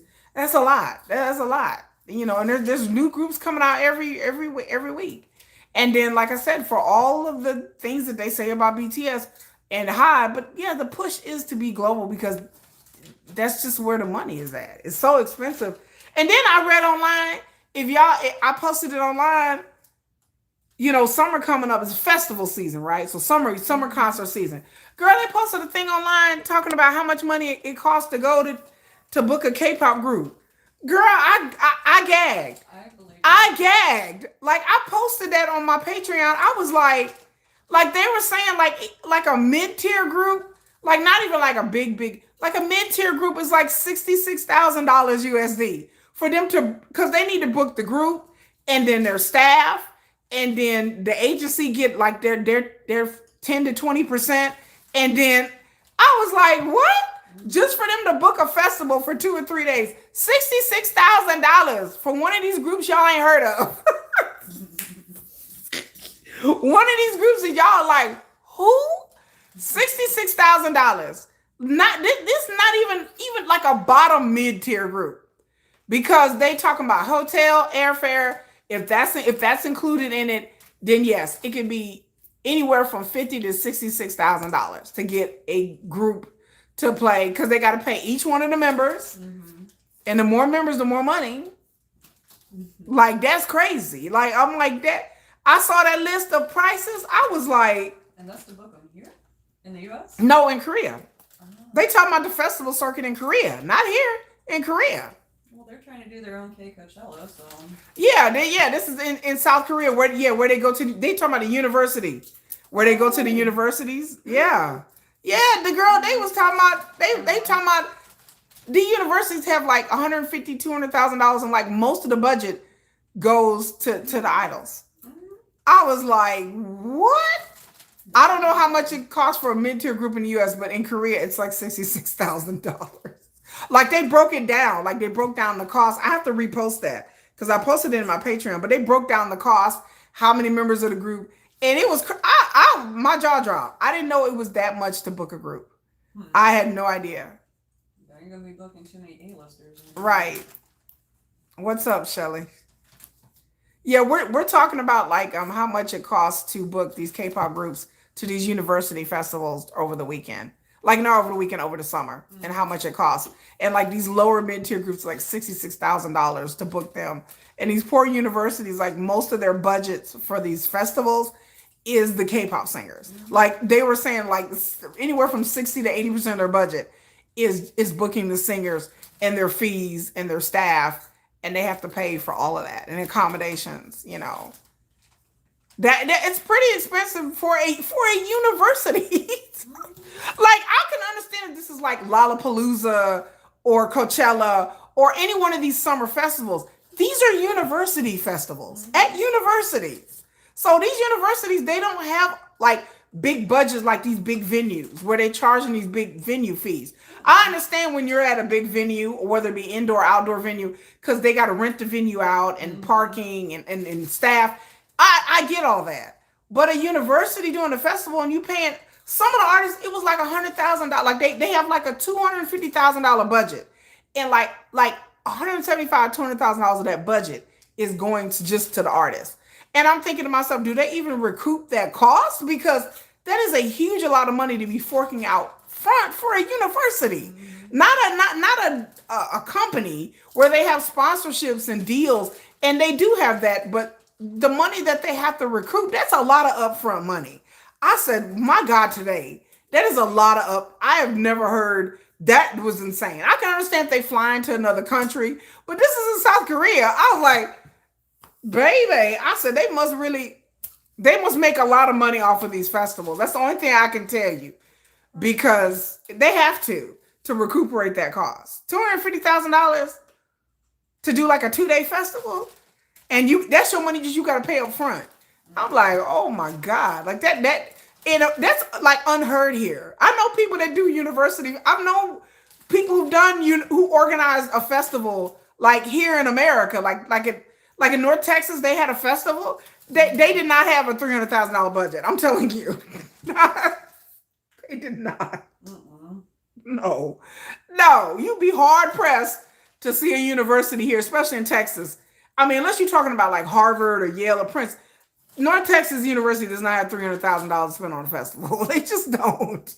I don't even know where even with the alumni, I don't even know where they would even get $300,000 for a festival from. That's just unheard. That blew my mind. Unheard of for a college. Tickets to football games. Tickets to football games, yeah. They make revenue on that.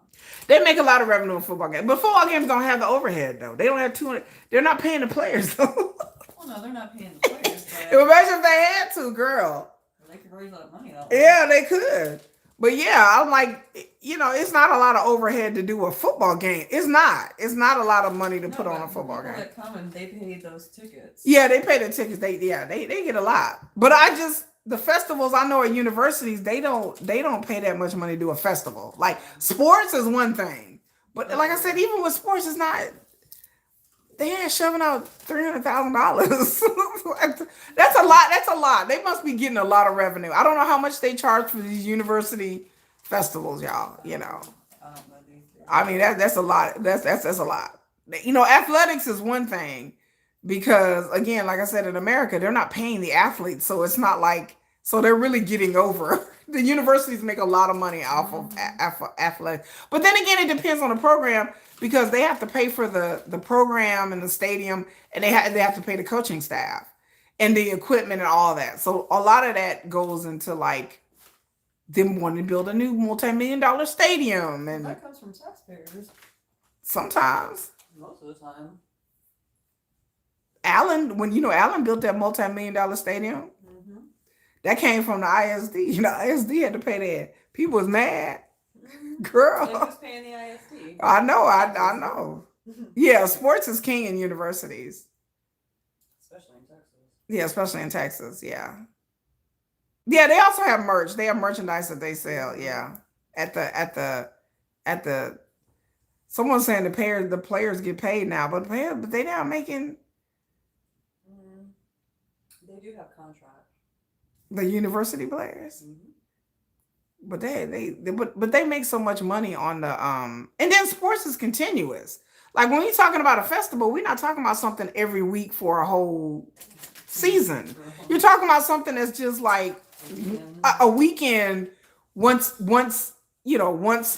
maybe twice a summer. I mean, sports at least is continuous because you're always getting tickets. You're always selling merch. But for a festival, the university festivals I know, they'll have like maybe 2 during the summer, maybe 3, if even that. If even that. That's a lot. That's a lot of money to be handing over. To upfront. Like I said, to me, it's the upfront money. It's like everybody wants to make money on the back end, but it's the upfront money that wowed me. Because I'm like, where the fuck are the universities getting $300,000?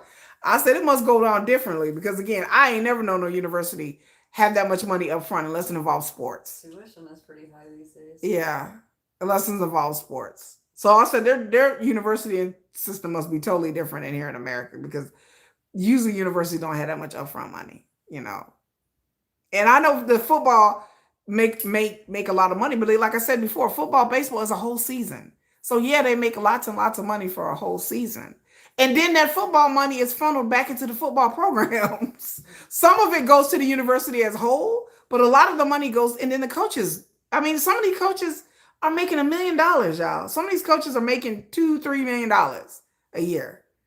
And then yet they have staff. They have all the staff that they have to pay, and all of the medics, the equipment managers, the line coaches, all of that. It's a lot, but they make a lot of money in sports. But like I said, the university festivals, they have festivals at university here in America, but they don't have a $300,000-$400,000 budget to do a festival. So that's why I said it's real different in South Korea. That must be like their football. I like I said, and then when they do football, the university is not paying up a lot of money up front. They just not. The arena is set. They get money from tickets and boosters and merchandise and stuff like that. So they're raking in a lot of revenue. Like the universities in South Korea, they sell merch at the festival, yes, and tickets at the festival. Like they were saying online that these universities sometimes that they don't even make like a solid profit. I'm thinking like, damn, they don't even make a good profit. I'm like, shit. I'm like, is this like a prestige thing? Because I was like, is this like a prestige kind of thing? That's wild to me. That doesn't exist in most universities. Like we just doing prestige events. Like, no, most of the time the university ain't doing shit unless it's making them money in America. Yeah, the alumni, the boosters have donations. Yeah, they have sponsors and all of that. Universities in America make a lot of the sports divisions make a lot of money for the schools and for their athletic department. Their athletic programs, depending on the school, yeah, they make millions. But again, it's a season. It's a seasonal thing. They're continuously making money. So a seasonal thing I can understand. And again, with the university system, they're not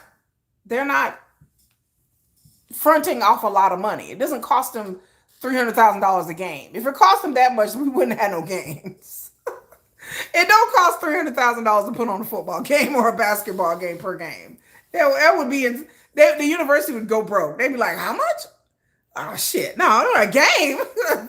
No, they're not. They're not spending $300,000, $400,000 per game. It's a continual thing. And these festivals, I just amazed that I'm just like, that's a lot of money. That's a lot of money to be spending to get to have a university K-pop fest. So I was like, it has to be some kind of prestige thing because the math ain't mathing for me. I was like, well, how much y'all making back? That ain't enough making it back, girl. I'm like, Show me the numbers. What is the revenue on this? What is the overhead? What's the revenue on it? I don't think this is. I said it must be different over there because it just must be different. Yeah, I know that their alumni got money. You know, it does cost a lot of money for football games, but football games, from what I know about K-pop festivals, they're not pulling in millions and millions of dollars. At least football, basketball programs are, and again, they're continuous, so it's always a continuous thing of them making money somehow. And they're always continuous. So the festivals are just like one weekend out of, and then it's not always at elite universities. Even like the young say, even the mid-tier university, they have festivals as well. And they have lower tier groups there. But like all of these universities, even not just Seoul University, but a lot of them have festivals. And to me, that was just a lot to spend $100 and something for a 5-member K-pop group for a day or two. I was like, it better be worth it, because damn, that's a lot of money. I mean, because their budgets, they were saying that the budget is literally like $250,000. And out of the budget, like out of $250 or $200,000, like 200 is like, most of it is to the K-pop singer. And I was just like, wait, what? Like 250, like for an upper tier group, they're spending most of their budget for like 90% of their budget goes to the K-pop group for a day or for like a day or two. I said, that's crazy. But I understand like the money it takes to bring a group but somehow I think, to me, it depends on the group. I think the agencies is getting over. I really do think that the agency is making the most of that money most of that money. I'm sorry. The math wasn't mathing. Like, I was sitting there looking at it, I was adding it up. I was like, this don't really, the math ain't really mathing for me. I was like, to me, thinks the agency is making quite a bit of money on as I said, no wonder they want to do festivals and university festivals and stuff like that, because apparently the agency makes a lot of money. Because I'm like, that overhead ain't that much. I'm like, yeah. Because I'm thinking about like the booking fees. Because I mean, okay, to be honest with y'all, like the booking fee, like this is how, wait a minute, the more I think about this, the more scammy this kind of sounds. You can book Ja Rule for about $50K. I just look. I know some of y'all don't like Ja Rule, but Ja Rule was hanging out with them hips back in the day. You can book Ja Rule for about 50 grand. Like, I'm just gonna be, and that might include hotel or per diem. Because I'm thinking the booking fees of some artists that aren't like Ariana Grande, and I'm thinking like lower mid-tier singers. He's definitely lower at this point. He's really lower, girl. But I'm just thinking like the booking fees, and I'm like, I don't know any Western girl, they getting over. Because I'm thinking like even Western artists to perform 100 grand. I'm like, what would get you 100 grand? Who you could get for 100 grand? I think I can get Chappell Roan for 100 grand. I could get Chappell Roan for 100 grand. Yeah. Is she up there? I think, yeah, I think I could get, yeah. Shit, I think I can get Sabrina Carpenter for about 150 or 200. For one day, I can get Sabrina about 200,000. Yeah, Sabrina Carpenter will get her ass and twirl her ass around talking about espresso for 200 grand. I'm a real deep thought about this with the numbers. I'm tripping on this because I'm just like, $200,000 of booking fees and the airfare and fly. I was like, I can get Sabrina Carpenter for 200 grand for one date. Somebody's getting over, man. I'm gonna leave that alone because I'm like, the agency is getting over, bro. Because I'm like, come on. How much y'all think Long Shot? They talking about Long Shot was like 90,000. I said, oh, bro, like they ain't even been out long enough to me.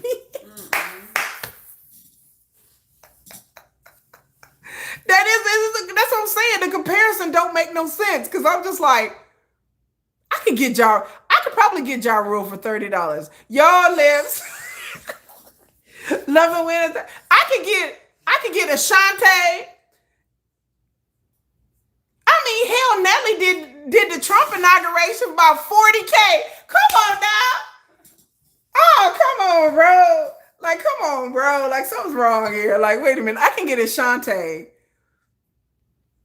Yeah, I can get Ashanti up there singing. Hey, love me, baby. Your lips, your eyes.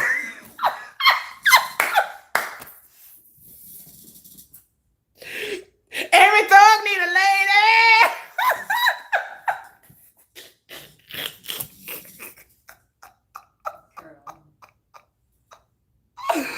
Oh Lord! Yes, I said $30. Jennifer said $30.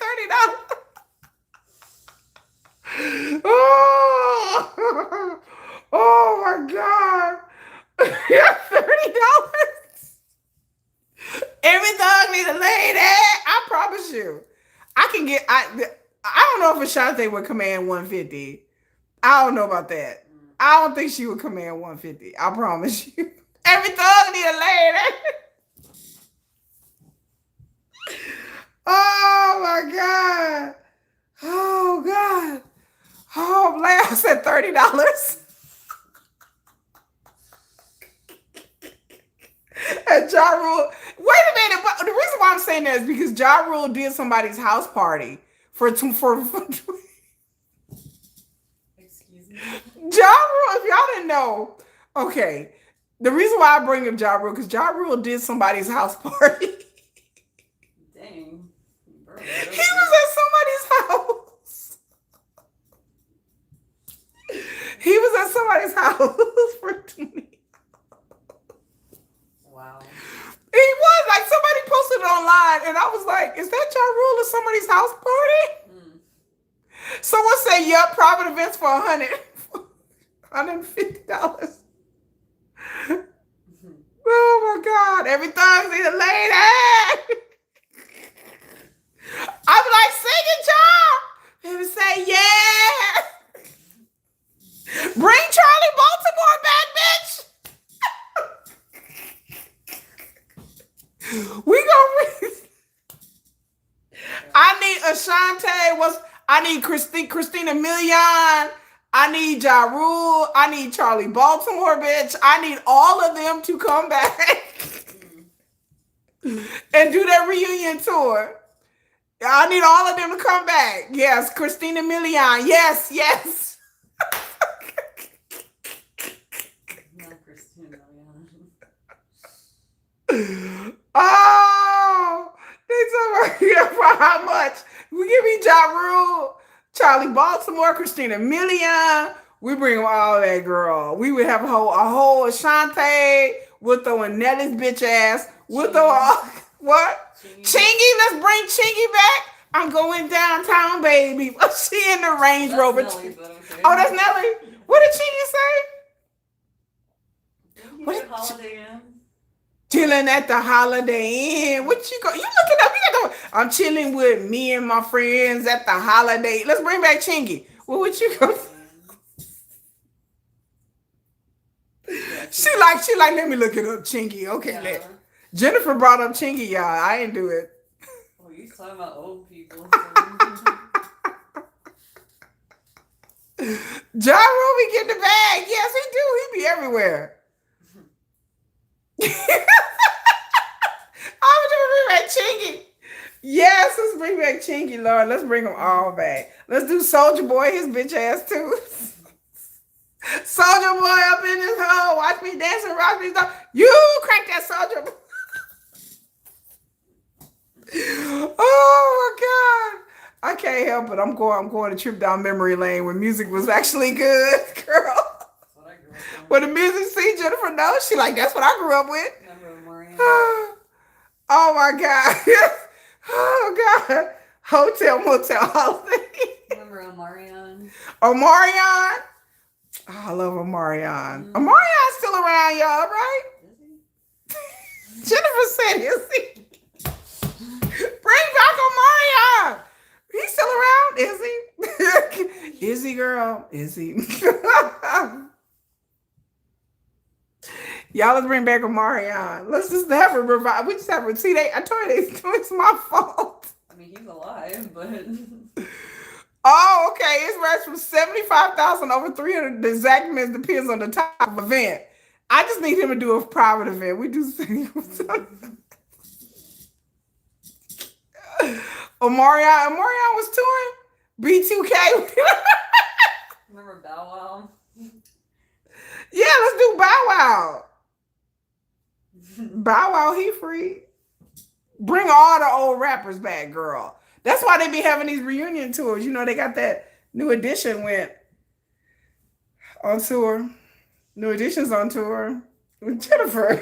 She's like, People need money. she talking about people need money, so let's just bring their old asses back. You're right. Tell some old dude. New Edition, yeah, Little Romeo. Oh shoot. Little I Romeo. forgot about him. Right. He can be up there with his daddy, Master P. Come on. Oh shoot, I forgot about him. Yeah, Master P. Golly. Master P's a businessman though. He's like, he ain't got time to be talking about make you say, nah, nah, nah, nah. I love that song. Like, y'all. Make you say, it's one of my favorite songs of all time, y'all. Cause my taste in music is trash. I keep telling y'all, my taste in music is straight trash. Like I have trash taste in music and I admit it. People are like, what kind of music you like? Make you say, nah, nah, nah, nah. They're like, what is that? I was like, music that I like. that whole decade of music, I was like, give me Mystical. Isn't he out of jail? Isn't Mystical out of jail? He went to prison, right? Didn't he get out of prison and get fat? Maya, let's bring back Maya. T.I. just got out too. If I'm not Oh my God. No, they said Mystical is back in jail. He's back in jail. How he get back in prison? He got out. He was like, I'm free, motherfuckers. And then he went back. Going back to the same crap, probably. Oh my God. He back in prison for the same thing? Oh, come on, bro. I like Mystical. I had his album. I like toy. New Kids on Block got a residency in Vegas. That's what they saying. He caught another charge. Damn, Mystical. New Kids on the Block, they got a residency. I was never a New Kids on the Block fan. That was not my. I only like one song by New Kids on the Block. Oh, he entered a guilty plea to rape charges. No, Mystical entered breaking news. Mystical entered a guilty plea That was recently. recently. Oh wow, Mystical. Wow. Wow. He caught another charge. Boy, Lord have mercy. I only like one new Kids on the Block song. I never like NSYNC. I never like boy groups. I just like everybody. Yeah, yeah. Rock your body. Rock your They're doing their body. thing in Vegas too. They doing their thing in Vegas? Yeah, they're performing at that big sphere. Yeah, that's what somebody was saying. Rock your body. Yeah, yeah. Everybody. Oh my God, we back again. I think that's how it went. Jennifer, that's how it went, girl. That's how it went. Look it up. Look at the lyrics. That's how it went. Well, the lyrics did that, but the dance sure as hell didn't. Oh, you doing the dance didn't go like that? Nah. Look at the video. I promise you. You be like, well, you right, girl. The video did go like that. I love that. I can guarantee you the video did not go like that. She talking about the video did not go like that. The video did go like that. It did not do like that. I promise. Girl, that video went like, okay, I may have improvised that part, but it kind of went like that. I may have added my own little. Oh, Jennifer threw the pillow at me. Hold on, wait a minute, y'all. The pillow, wait, they upside down. Everybody, yeah, yeah. No, we gotta do a BTS song. You know what? I'm gonna do a poll. On. What is the sexiest BTS song? She said, Marie Miller said, ENHYPEN. Before we talked about globalization and got off topic, ENHYPEN did a Billboard interview with Billboard magazine, and they talked about their tour, their bloodletting tour. Their what? Their bloodletting. Yep. I don't know the name of the tour. It's blood something. Okay, so ENHYPEN are on tour, you guys know. It's called the Bloodletting or Blood Omen or Blood Oath or what? Blood in, blood out. Whatever. We're gonna drink some blood. We're blood brothers now. So they're doing a tour and they did a interview with Billboard where they talked about what was going on for the future for them. And they briefly, like the Billboard people asked about Heeseung, and then they were like, well, they were saying that they can't really talk about it, but they are moving on. And supposed to perform at KCON, and KCON is when? KCON is in August? KCON is in August, so Heeseung's going to perform there. We'll be drinking blood now. Bloodline, that's it. It's called Bloodline. Someone said blood, sweat, and tears. No, that's BTS. Bloodline, that's it, girl. I'm just some bloody mess. I don't know. But anyway, so Heeseung is doing what? Heeseung is supposed to be at KCON in August in LA. KCON, which is that big, Oh, yeah, that big convention in August, and he's gonna perform first time. I'm sorry, he's not Heeseung. He's formerly known as Heeseung. His name is Evan now. Remember, it's Evan, girl. It's Evan. I'm sorry. Right, He changed his. He got rebranded as Evan, and so he's gonna perform. And they said that basically that like it's cool, but they they moving on. They're continuing on with their tour. Yeah, I asked Jennifer if she wanted to go to the tour, and she said no, y'all. She said no. We already been.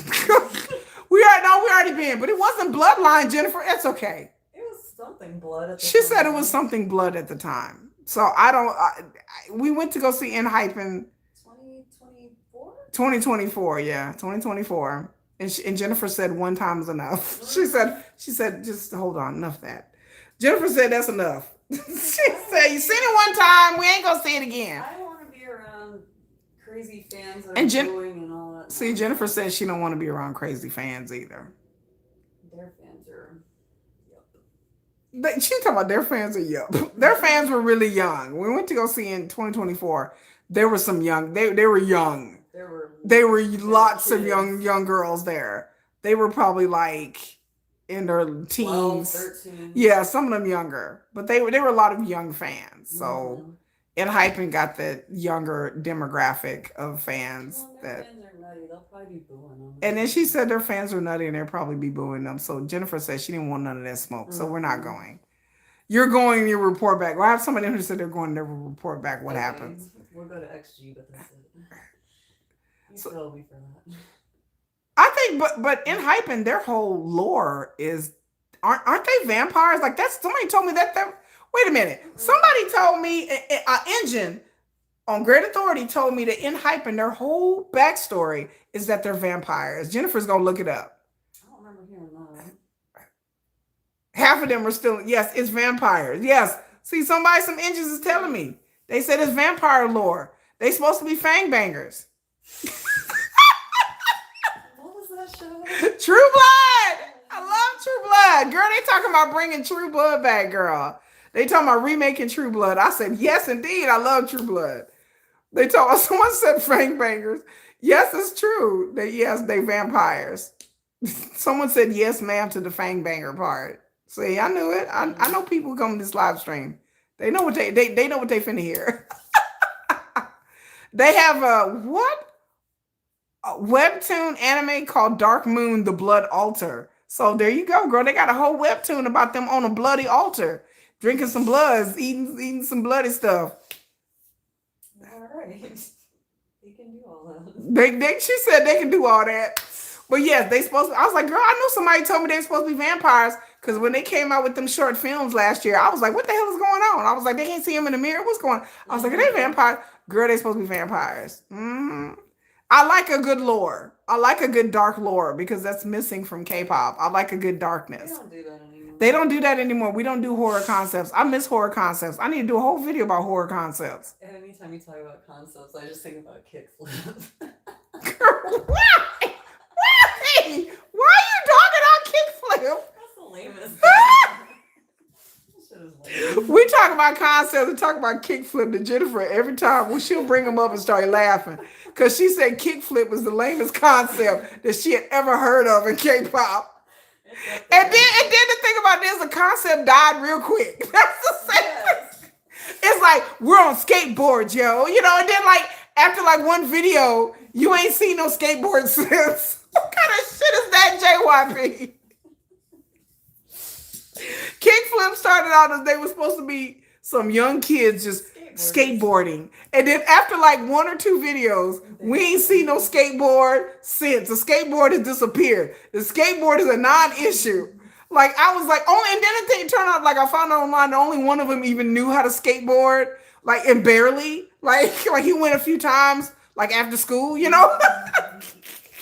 And all the rest of them were like, well, we don't know how to skate per se, you know, like let's just like technically, but we can learn. You know, I was like, how you gonna have a concept and a whole name of the group, and then it died like after one video, just one video. They're like, what? We're over that. I'm like, damn, that was quick. Someone said that's a rough concept, right? How you gonna have them on? I was like. And then I was so confused because I was like, skateboard ain't really been that popular in a minute. At least not in Korea, it's not really that popular. No, well, it ain't that popular in Korea. And then I was like, it ain't been. It's kind of popular here, not really. So I didn't understand why they had kickflip. You know. What was your poll? What? What was your My poll is gonna be, what is the sexiest BTS song? That was what I was talking about before I talked. But in ENHYPEN interview, they barely talked about Heeseung, but they said that they're moving on, and we wish ENHYPEN and Evan the best, and we'll see if his songs are gonna chart and sell after all this kerfluffle and this upsetness and people pissing in their panties. I better see Evan better be on top of that Billboard chart. His shit better come out. It better be like number 30 on the Billboard. Okay. After all of this, when Evan come out with his solo album and his mini album or whatever, I better see Evan better be everywhere. He better be on billboards all over South Korea. His songs he better be performing on the music banks. He better be number 1 5 weeks in a row after all this. His songs better be streaming. He better have like 5 billion streams the first week, because after all of this, if he come out with a mini album or album and it don't do well and it barely charts and it sells like 100,000 copies, I'm going to come on this channel and I'm going to gloat and I'm going to scream and I'm going to cry and I'm going to laugh myself into oblivion. I'm going to be laughing so hard at these engines. I'm going to clown them I'm going to do a whole hour-long video where it's just going to be the clown show. Because after all the shit they talked in my comment section, after all of this, and then I say, y'all better put the energy to supporting your artist. If you care about this person so much, you need to be buying their albums and supporting them. He come out with albums, and he sold about 40 copies. I was like, y'all can all kiss my ass, all of y'all. I like that. That's what I told. Because I'm calling it right now. I just don't think it's going to do as well as people think it's going to do. Because I think all of the crying and complaining was really just people online crying and complaining. I think that it's not going to, crying and complaining doesn't equal to people buying albums. Mm-hmm. It doesn't equal to clicks and views and streams. That does nothing. Crying and complaining is easy, but actually supporting your artist and buying their merch and buying their albums, that takes a bit more effort. And these and these engine fans, first of all, they little girls anyway, so it's not like they got any damn money. They broke anyway. They're a bunch of broke bitches anyway. So I'm just saying. Somebody's coming for you. They come for me. I ain't scared of little 12-year-old. I said, not all of them, but I'm just saying that most of their fan bases is young. So it's not like they ain't got no money anyway. So it's like, y'all go save up y'all money. Y'all go get your jobs and y'all save up y'all money to go support us. Oh. I choose violence today. They're like, oh, she choosing violence. I was like, y'all can add me. Go ahead. Y'all can go ahead and save up y'all money and add me. Go ahead. Like, y'all go ahead. Go on, get your little job. Go on, support your artists. Go ahead. Go hit your parents up for some money. Mom and Dad, I need money. Go ahead. Go on, hit your parents up for that money. Okay. Because I'm like, them little girls, they talking about Keisha, you wrong. Oh, my God. Yes, there are still a section of engines that are still protesting until he come back. Well, they're gonna keep protesting until oblivion because he's not coming back. He's not coming back. You know. Get over that. Yeah, I mean he's not coming back. It's just not. You know, not. They're not coming back. He's not. He's not coming back. He's rebranded. He's separated himself from the group, and apparently he's a lot happier. So let that man just be happy. And they need to take their broke asses somewhere else. And the fans need to take y'all broke asses and go support Evan. That's what they need to be doing. They're trying to sabotage him. Yeah, they would, but why would you sabotage somebody that you? I don't even make no sense. Because they're just bitter that he left the group. They can't stop it. That was his decision. They need to, if they liked Evan, they would support his decision into his artistic freedom. And then they would support him. Again, I said it before, if any one of BTS members want to leave the group, I'm not mad at none of them. I would be like, okay, so when the next album coming out? That's what if any one of BTS members, dear BTS, if any one of the 7 want to be like, I'm done with this shit, F y'all, and be like, I don't want to be in this group no more. We did a tour. We came over I didn't even like that shit in the first place. I would have been like, hey. I would have been like, what's happening? And I'm done. I'm out. I'm done. I quit. I want to go solo. I would be like, well, that's shocking news. And I would come on here and do a video about it. But I would still support them. And if they came out with a solo concert, I would be in the front row going, me and Jennifer be there talking about. Right. Jennifer said, let Jen take off and leave. Jennifer's like, let Jen leave. I'm out. Jen, let's go, Jen. She chunking the dude. Come on, Jen, let's go. That's right, you told him. Yeah, any of them would leave. I would support any one of them wanting to be on their own. It's had their creative freedom. Yeah. Instead of trying to mass America bullshit. Oh. If any one of them wanted to leave, I would respect their decision. And I would still support BTS as a group. The rest of them are still there, the 6. And then I would support the other one. I was like, it's the best of both worlds. Like I have a group, and then I also have a solo artist to support. Great. Like let's move on. Like that's how the attitude should be. Mm-hmm. Like I would still support ENHYPEN, and I would support Evan if I was them, because I still like the group. Why would you like all of these songs by ENHYPEN, but then don't turn on the group, and now all the songs and the albums that you bought to listen to, you don't like them no more? The albums are still good. For engines. ENHYPEN ain't my cup of tea though. These little girls are throwing tantrums. Yeah, she said these little girls. J-Hope and JK both get creeped out. You and me in this world. Come kiss me and bite me. I would be. That's the only song I know about. That's the only song I like. I said, I didn't even know who ENHYPEN was when we went to the concert. I said, who is ENHYPEN? Like, I went to go see this tour, and I was barely even knew who they was. And then I was just sitting there, I was like, this song is cool. And then they did Bite Me, and I was like, oh, these are the Bite Me people. It was so funny. Like, my eyes got big, and I was like, yeah, I know this song. True story. True story, no lie. I was in the concert. I didn't know who the fuck these people were. As always, I'm like, who is this again? Then I was like, I know this song. I was so excited. I was like, I could actually sing in Club Lock. That's all I knew. I just knew Bite Me. I was like, oh, the Bite Me people. Why? I was like, Jennifer, why didn't you tell me we was going to see the Bite Me group? Damn it. She was like, I thought you knew. I thought you knew they was singing Bite Me. I was like, I didn't know. I thought you knew. What you mean? You know, like, girl, I didn't know this is the Bite Me people. That's all I knew is they sung Bite Me, and I like Bite Me. Girl, you know, I was like, and I like some of their songs. Like, I went to go see TXT. I didn't know nothing about TXT at all. I don't know how many groups we going to. I don't know nothing about nothing. I was just like, we went to go see Gravity, and I'm like, I didn't know them either, but Jennifer didn't know them either. We go to see groups. We was just like, who? Gravity. I don't know. Let's go. What do they sing? All right. I never heard any. I ain't never heard a Gravity song. We went to go see Zikers. Mm-hmm. That one. Fort Worth. That was a horrible time. Went to go see Zikers. We had never known anything about Zikers except they're AT's little brothers. That's it. We're like, okay, represent. We're supposed.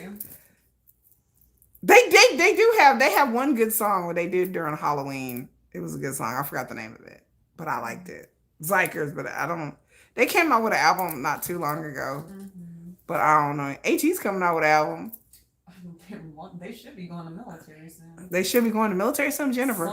Jennifer's gonna kill us because she's talking about AT should be going to military soon. Girl, don't hurt me like that. He's in his last year. It's time for him. It's time for him to go to military? Uh-huh. AT's finna go to military, y'all. Did y'all know this? Why y'all tell me? Come on now. That's, oh God. I think someone is 28. Yeah, it's time for his old ass to It's go. time for him to go. Oh my God. You love ENHYPEN? ENHYPEN is not my, it's just, they got Bite Me. Don't kiss me and bite me. I like that song. And then I like Fever. Fever was my ringtone for the long time. That's it. Fever. And then I love EXO, kiss me. Now that's catchy. I was like, EXO, you kiss me. That song was a jam. EXO is a jam, y'all. I'm not gonna lie. That's a good song. And then Fever is a good song. Like a fever. And I like the video. I used to watch Fever during Christmas. Every time I hear the song Fever and think about the music, I think about Christmas. Because I would watch it during Christmas in 2025. And I like the video. It reminds me of Christmas. I have a really, really weird association with songs. But I like ENHYPEN and I respect them. But anyway, like I was saying, I'm gonna come up with a poll and tell you guys right now. I'm gonna do a poll. And what is the sexiest BTS song that you know of? It doesn't have to be a song about anything sensual or sexual, but it's just kind of a song that either evokes a sensual memory or it's a sensual type of song, like the way it's sung. There are two songs that I think that are what, and they can be solos. They can be solo songs too, because you know. What's your two? Okay. First of all, Jimin alone to me is a very sensual song because the way it's sung. JK, someone said blood, sweat, and tears. Someone said Bapsay, because y'all like the choreography. Bapsay? They just like the choreography. Y'all just like the hip thrust. Y'all dirty. Anyway, like Animals. That's an yes. I like Alone by Jimin. And then the other one. Come on. Is No. What?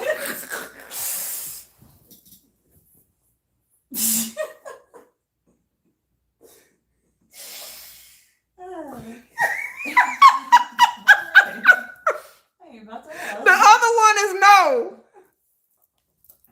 Yeah, Tight Singular House of Cards is a good one.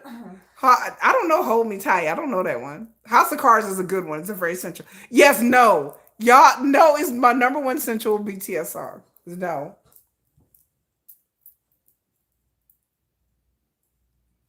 Yeah. I'm sticking to that. Someone said no. Wait, what? Are we disagreeing or what? What? Like, wait a minute, why? Go back and listen to No. Look, the beginning of it, not the chorus. Jennifer like shit. Let me correct him. Jennifer like shit. Let me go listen to the beginning of No, because I don't know what. Someone said, wait, what? Yes, No. Yes, no. Yes, no.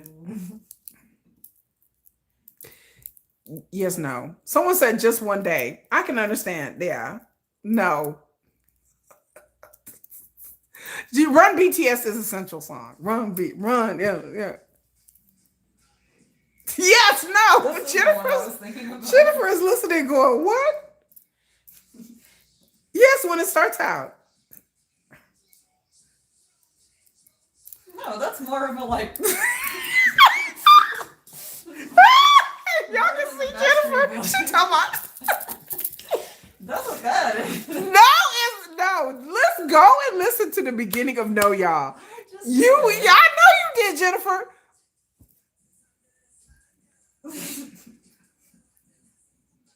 Jennifer, like, what is happening? I was like, it can't be the one I'm thinking of. Yes, it is No. The first half of No is essential song. Someone said Butterfly. I'm telling you. Jennifer, she going. They didn't even hit puberty yet. They didn't hit puberty. Okay, Jennifer talking about they ain't even hit puberty yet and doing this song. I always think of that meme of JK going, everybody say no. Stop it. She talking about she thinking JK's going, everybody say no. That's why I was like, Everybody say no. everybody say No. So what's everybody like saying? They're like, what the hell? Like, that's so Everybody say no. Like, I'm not talking about with JK talking about everybody say no, like a You trot killed it, singer. though. I'm not talking about trot singer JK. Now look, y'all. And bro was like 15 too. Okay, but it's the way the song is sung. I understand that JK was very young during that video, and he was like maybe 16. But it's not the music video either. It's not like, you know, everybody say no. That's what I think of every time. We roll. Come on, the re-roll part is say. Wait a minute. Who starts out no? Who starts singing in the beginning? Is it not RM? Is it not? Is it RM rapping? Everybody say no. Y'all are like, stop it. I mean, Not that RM part. Starts out the I know he starts out. That's a good part. Okay, yeah, that's that's RM. Okay, keep going. Who starts singing? Oh. We're listening to it again. And then Yoongi starts rapping. That's the part. Yeah. Still got his little boy voice. Bruh. She said no. Bruh didn't even hit puberty yet. Oh my God, Jennifer. He had his high-pitched voice back then. Oh my gosh, she talking about Yoongi had his high-pitched voice back then, y'all. Yeah. That's what Jennifer said. I like Yoongi's part starting out. It's a very sensual That part. does not sound sensual. Oh my God, she talking about he ain't even people. Yoongi was like 20. God. Yeah, but he didn't have that like maturity in his. No, he didn't, Jennifer. But I like the cadence of it. I'm not saying that. You know what? Y'all leave me alone. Y'all leave me alone. She said, "Are you kidding me?" I haven't listened to the lyrics. I don't know what the lyrics are about. Oh, No, but I kind of have an idea. It is about authority, and it's Boy, about that's so sexy. Jennifer says it's sexy. It's It's about sarcastic. she's being sarcastic, but it's about authority and stuff like that. I listened to No the other day, and I never noticed that. I was like, this is a really kind of like a sexual, like the cadence is. You know, for me, it's the cadence. And then Alone by Jimin, that's one of my favorite songs of all of BTS. And like, again, before I even knew what the lyrics about, I just assumed the song was about sex. So I just, then I read the lyrics and I'm like, this is not a sexy song. So, and then I do like Taeyoung's Singularity. I like Taeyoung's.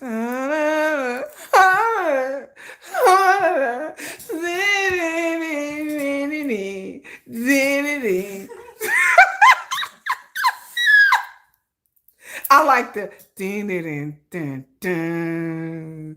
wait, hold on. That's a good song. That's a very sensual. Even though the song, the lyrics is not about anything sensual, but just the way he sings it and the beat is like an old school R&B. And then Taeyoung did the video, and he was like,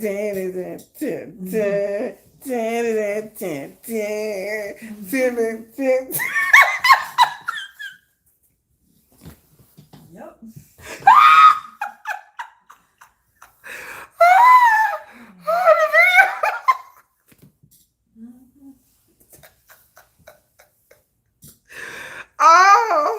Oh, I just remember the video was like,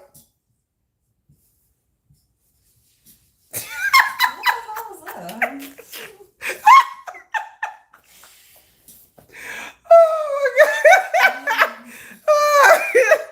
oh my God. People are dying. They're like, what? That's how the video goes, Jennifer. I hope then. Yes, that's who. Yeah, that is an accurate representation of that video. He put his hand in the damn sleeve, Jennifer, and that shit. And he was like, that's how it went. Like, I swear to God, watch the video. You guys have not watched that video in a long time. Watch the video, and y'all will come back and be like, oh my God. Y'all will be like, it is so accurate.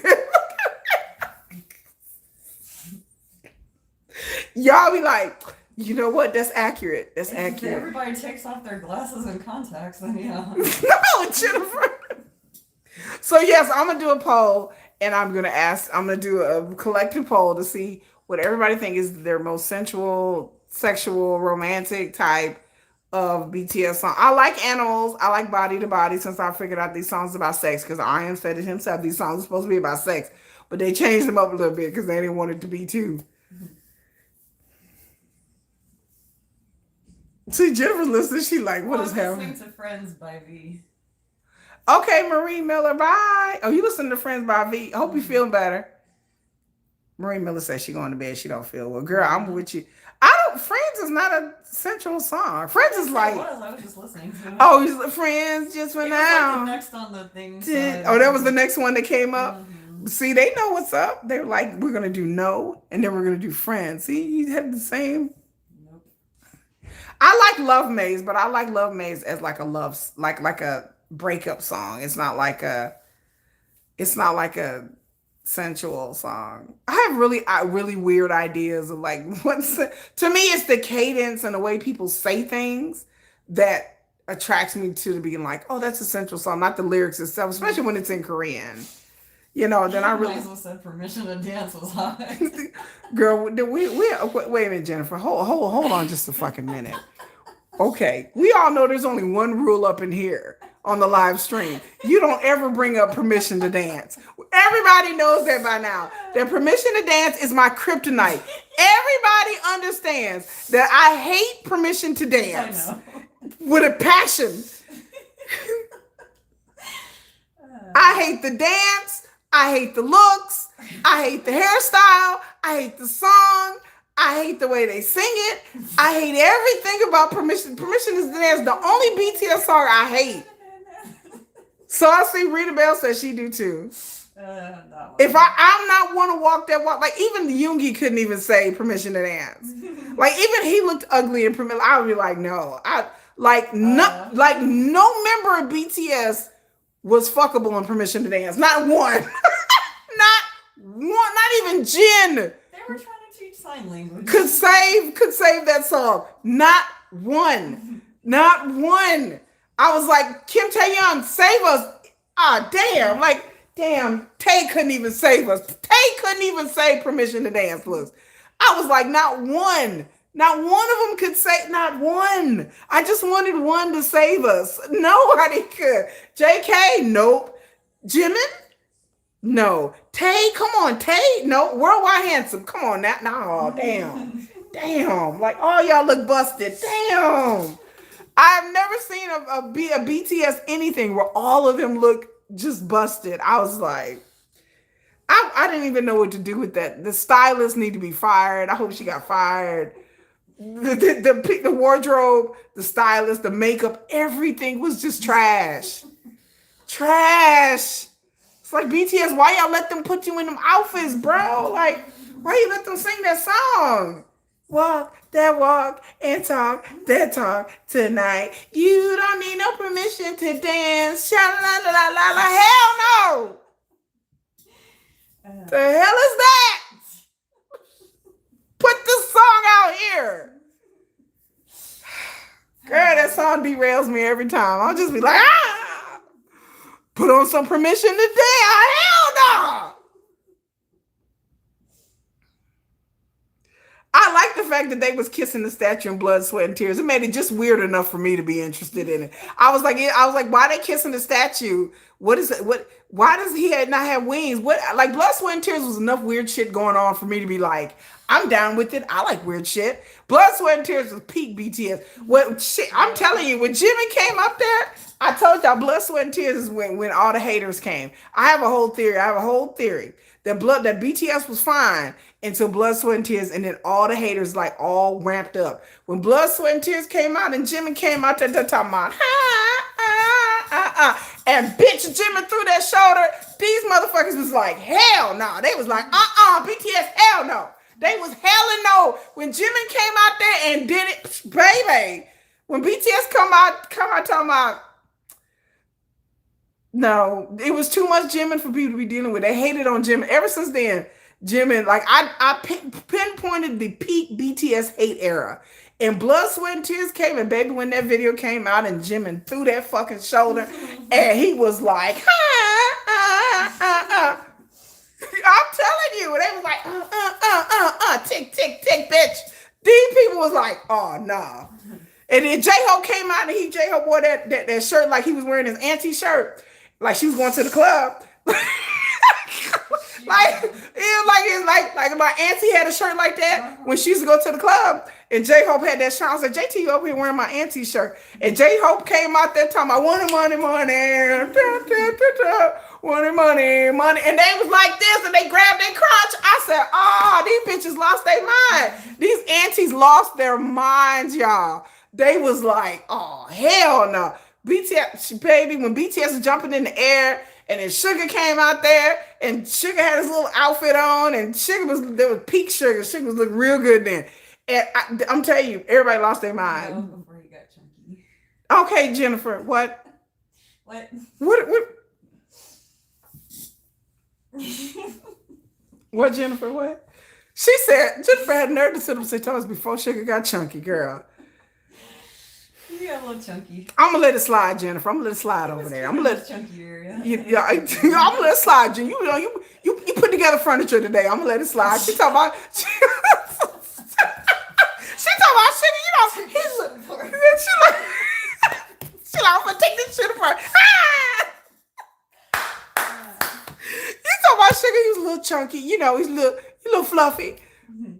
I like fat Sugar. We all know that Keisha likes fat Sugar. So cute cheeks. They were all fluffy. Talking about she talking about he had cute cheeks though, like a little chipmunk. Yeah, he had cheeks. Oh my God. Y'all talking about 7 is a sexy song? Monday, Tuesday, Wednesday, Thursday, Friday, Saturday, like 9 after 9. I'll be fucking you right. Like that's an overt sexual song. That's a little too obvious. I like the song though. I like it. See, someone said I love my Sugar with his fluffiness. I love fluffy Sugar. I love a Sugar when he chunky. When he just real chunky. I didn't like Sugar when he was like bone stick, knocky, skinny. Like that wasn't attractive to me. I was just like, he looked too much like a little kid. It got weird. He just looked unhealthy. He looked unhealthy and sickly. Filter Jimin was on point. Sexy as hell. Did y'all like the filter Jimin? Jimin's like crazy as sex. Jimin's like crazy. Y'all like crazy? I don't know about Jimin. I don't fuck with Jimin like that. I like his voice and I like his songs. But Jimin, Jimin is like my good Judy that I want to go hang out. Jimin is like my good Judy that I want to go hang out with. I'm like, come on, girl. Like, to me, that's Jimin. Jimin's like, I want to go shopping with Jimin. I want to, like, go hang out with Jimin. I want to have, like, some tea with Jimin. I want to go drinking with Jimin for real. Jimin seems like he'd be real fun to get fucked I appreciate his toasted beauty, with. But I don't find him attractive. Yeah, I appreciate that Jimin is gorgeous. Now, I ain't gonna lie. There was one photo shoot. There was Jimin always looked good. But there was one photo shoot where he had, like, this black on and his mat, and I was like, all right, Jimin, fuck you. I was ready to jump on the train. Because he was wearing this, I had to find a picture because he was wearing this black and he had this mask on. He was kind of wearing this bondage gear, and I really like bondage gear. And I was like, all right, Jimin, nah, come on now. I really was looking real hard. I'm like, he's looking good here. Like, he was looking really, really good. And I like Jimin with the blonde hair now. Like, now I like his long blonde hair. I like it. I got used to that. Jennifer says she mad because Jimin got better hair than her. She says she's jealous. She's feeling very jealous. Every Korean out there got better hair than me. She said every Korean out there. Jennifer says she mad because she like, damn it. Damn it, Jimin. Damn. Like, what's with the hair? But Jimin is he's peak Jimin right now. Jimin looks really, really good now. So all you Jimin fans, y'all know who you are. Yeah, Jimin is mine. Y'all know, y'all come on here talking about JK is a whole nother level. Someone said JK is I got a whole video coming out on Monday for all you JK fans and you solos. I got a whole video coming about JK supremacy on Monday. So y'all are gonna love it. Y'all are gonna watch the video and be like, that's right, girl. You tell them bitches about my man. Like y'all gonna love me. Cause all you JK fans, wait for it tomorrow. The video 5 a.m. Y'all gonna be like, oh, she did a video about my man's, yeah. Because I'm talking about JK and the CK thing and his career and his future. I know North America love JK. They love JK in America. Like JK is like the king of America because they like the tattoos, they like the cussing, the drinking, the motorcycle riding. They like all that. I like JK. I think JK is very talented. I think he's very affable. I think he has a real nice personality, a real quirky, kind of cool, sweet kind of personality. And I think JK is immensely talented. I like all of his tattoos. And I like tattoos. I still wish he'd go back to singing in Korean though. You think wish JK would go back to singing in Korean? Because JK, more of his talent shows. It does, because you can hear the robustness, the richness in his voice. Robustness. It's not so auto-tuned to make up for the pronunciation in English. Every member has a different aspect of sexiness, goofiness, and cuteness and darkness. They do. They have, I think, like I said, I think it just depends on what people find attractive. I am not giggly, friendly, outgoing is not, I've never found that attractive. I don't like outgoing men, like typically. I'm not an outgoing person, believe it or not. So it's weird. It's just kind of weird. I like men who are very quiet and kind of like calm. Well, because really, I'm like, I get drunk and I drink and I can be giggly and funny and hyper. So I need somebody that's just like, okay, bitch, calm down. Like, all right, we're good here. I'm like, all right. So I need somebody to kind of rein that part of me in a little bit. I can deal with somebody that was just overtly like J-Hope would be too much for me. J-Hope is an attractive guy. He's stylish. He's cool. But J-Hope would just, he's just too outgoing and too friendly. I just be like, eh.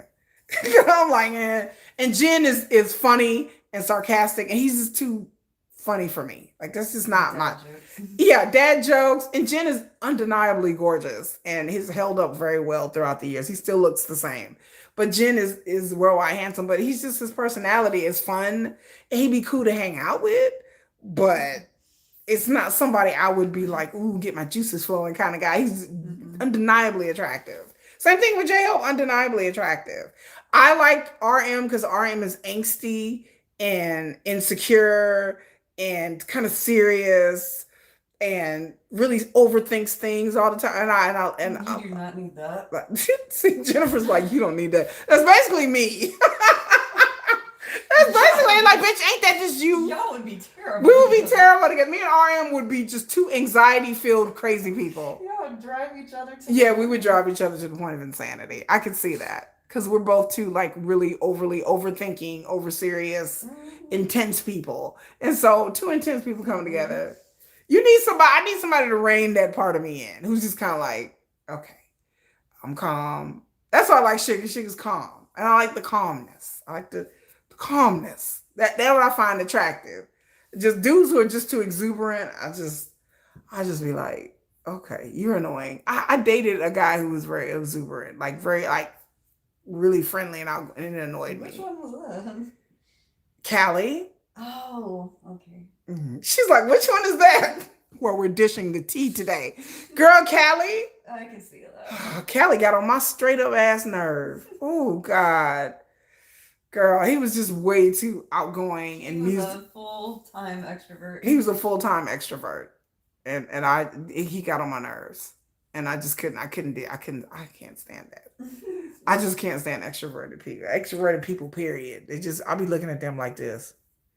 You need someone with a little bit of extrovert to get Yes, you out to get me out. Yes, I need somebody a little bit enough to drag me out of my comfort zone, but then not too much. If you find another introvert, y'all ain't never leaving the house. What do you want to do? I don't know. What do you want to do? I know if I found an introvert, that's true. We would never leave the house. We would just be stuck in the house together. What are you doing today? I don't know. I don't know. I need somebody who's a bit more assertive. That's what I like it. I like assertiveness in a man. I don't like a man who is passive. I like a man who's more aggressive, who's much more like, we're going to do this, we're going to do that, shut the hell up, get in the corner. Like, I like a man like that. I do. I like a man who's a bit more assertive. So I just, in a strong kind of even, like not in a rude way, but just kind of like, okay, we're doing this, we're doing that. All right. You okay with that? Yeah, I'm good. Like that. You are introvert. If someone says an introvert extrovert, I'm an introvert all the way. It depends on who you're around. It depends on who I'm around. If I know you well, then I'm really funny and I'm outgoing. But if I don't know you, tell me, why is Jennifer exposing us like that? Who is Jennifer exposing you? What? I'm an introvert. Jennifer says she's introvert, but she's so full of it. Jennifer like, I'm an introvert. I kind of. I am an introvert. And I am. What do they call it? An ambivert. Ambivert. Ambivert. Yes. Jennifer. Jimin has long hair. The extensions made his hair longer. Yes, I do. I like the extensions. We support extensions around here. I support it. Yeah. Jimin supremacy. Jimin is on his way. Him and his extensions. I know it's a pain in the ass for him to be on tour and having to go get his extensions touched up and all that shit. You got somebody there to do them. Yeah. He has a stylist there to do it. It really doesn't take that long. It doesn't take that long? Well, it depends on how they do them. Because in Korea, they do like micro braids, basically. Oh, they do micro braids. Uh-huh. Yes, it's still a no. Y'all, they're asking about the wedding dress. Jennifer's like, nope. Absolutely not. Nope. The wedding dress is off the menu, kids. Nope. She said no. Veil and that's it. She said a veil and that's it. But I'm off that. I'm not wearing a wedding dress. I told you guys, I'm off that. What the hell are you wearing? I don't know yet. I said no to cat suit too. I'm not wearing a cat suit either. She said no to the cat suit too. Mine's just gonna be 100 degrees, so. I understand it's gonna be 100 degrees. I said I'm moving on. I don't know yet, but we're moving on from that. We're moving on. Mm-hmm. We'll figure it out. I may make a nice t-shirt. What if I made a nice t-shirt? What the hell is it gonna say? I don't know. I'll figure out something. If it's clever, then sure. If it's not, then She said if it's clever, it's a clever t-shirt. As long as I'm not wearing a wedding dress or a cat suit. No cat suit. Where are we sitting at the concert? We're in, what, 106? On the floor? In the middle? It's in the middle. Yeah. It's in the middle. Like We'll make a shirt, make a poster say Yoongi marry me. Now I'd have to do something. I had to do something Don't be spectacular. blocking nobody's view. Jennifer said no, because she said you be blocking people's view. That's rude. She was like, don't do that. Someone said, oh no, they didn't outed me. Someone said she ain't wearing the wedding dress. Yeah, because she left Yoongi in the dust. It's all about RM now. They outed me, girl. They ratted me out, girl. You ratted yourself out. Girl, I did kind of rat myself out, You girl. were saying that for a few months. No, now. they didn't. They up here reading me, girl. They like, girl, you ain't even a Union fan. You ain't even, bitch, you ain't even loyal. I said, damn. They like, you know, these hoes ain't loyal. Well, I mean, RM is looking for a wife, so. Yeah, RM, hey. I said RM is my good platonic friend. I can't wear the cat suit. Jennifer says no cat suit. It's gonna be 100 degrees. And she said it's going to be 100 degrees. It's going to be hot. She said RM got everybody jumping on the notice box. Apparently. She said apparently. She said put it up there. We got to see you. They be like, there she is. Oh, what up there? The RM was like, no. They're like, they telling me you need to stay in your lane. The Namjoon people is like, girl, you need to go and stay in your lane, girl. Don't come over here with all that. You go back over there with Sugar, girl. You need to go jog with his ass, girl. Go on out there and jog with Sugar. They like, girl, go ahead, run behind them. Girl, you got it.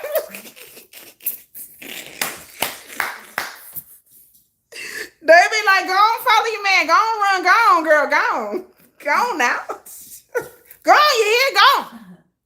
Go on around with your man. We ain't got time to be dealing with you. Leave them Jim alone. Oh, y'all are so treacherous.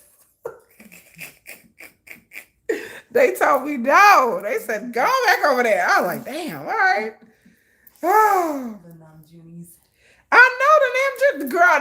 They come out every week. I be like, where all these Nam June fans go? They ain't come out to one woodwork. Non-Junies. They ain't come out to woodwork, girl. They was like, Nam June need a wife, motherfucker. I'm like, damn, all right. They're looking for him a lady. Jennifer, What? don't you start that shit, man. What? What did I say? Don't start, Jennifer. What? Don't start that shit. What? She like, Nam June looking for him a wife.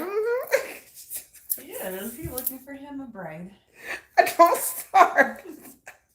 I thought that was a hint at something else. Anyway, you know, Nam June looking for him a wife, a woman.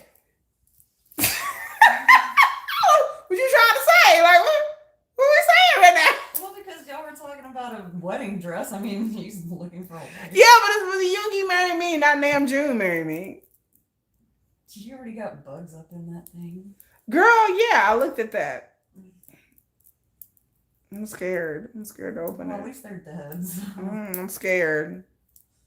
We're looking at our light. My light. Start. Someone says start Jen, start. No, we're not starting that. Well, the wedding dress is Yoongi married me, Jennifer. It's not Nam June marry How me. can be Namjoon marry me? No, it's not Nam June marry me. You can't even get the right colors. I mean, come on now. I mean, I can wear the wedding dress for Nam June marry me. That's a great idea, Jennifer. I'm glad you thought of it. We're still not doing that, though. She said no, we're still not you doing can it get a though. veil. Junie marry me. She said that's what her sign says. Junie marry me. Mhm. So I said, Jennifer Starlight. What was talking about? What you thought I meant? I don't know. I thought we was going over the Rainbow Bridge again, bitch. I was like, we're gonna tie this to rain again. I was like, are we gonna have this conversation again? We gonna do the Rainbow Fence or the Rainbow Bridge conversation? Oh, shit. I forgot about that.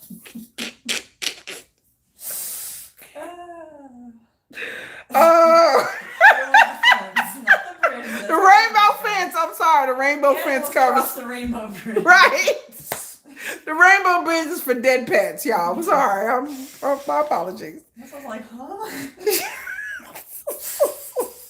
Somebody got a dead animal. I What? was like, Taeyoung? What? Mickey? Mickey? Yeah, like we not going over the Rainbow Fence again, girl. we didn't have this conversation. No, I wasn't Y'all are like, it ain't Daddy Yoongi, it's Daddy Junie now, boy. They didn't convert it. I said everybody didn't convert it. They said, please give me boyfriend. Namjae Juseo. I like that song. Oh, Jennifer, you know what? You out. She said who? It's a TikTok thing. It's like a song that will teach you Korean. Did you say Namjoon Jiseo? Yeah. Oh. Your Korean is terrible. I know. Look, that's some people. Look, I'm reading because it's a song. You ever heard that song?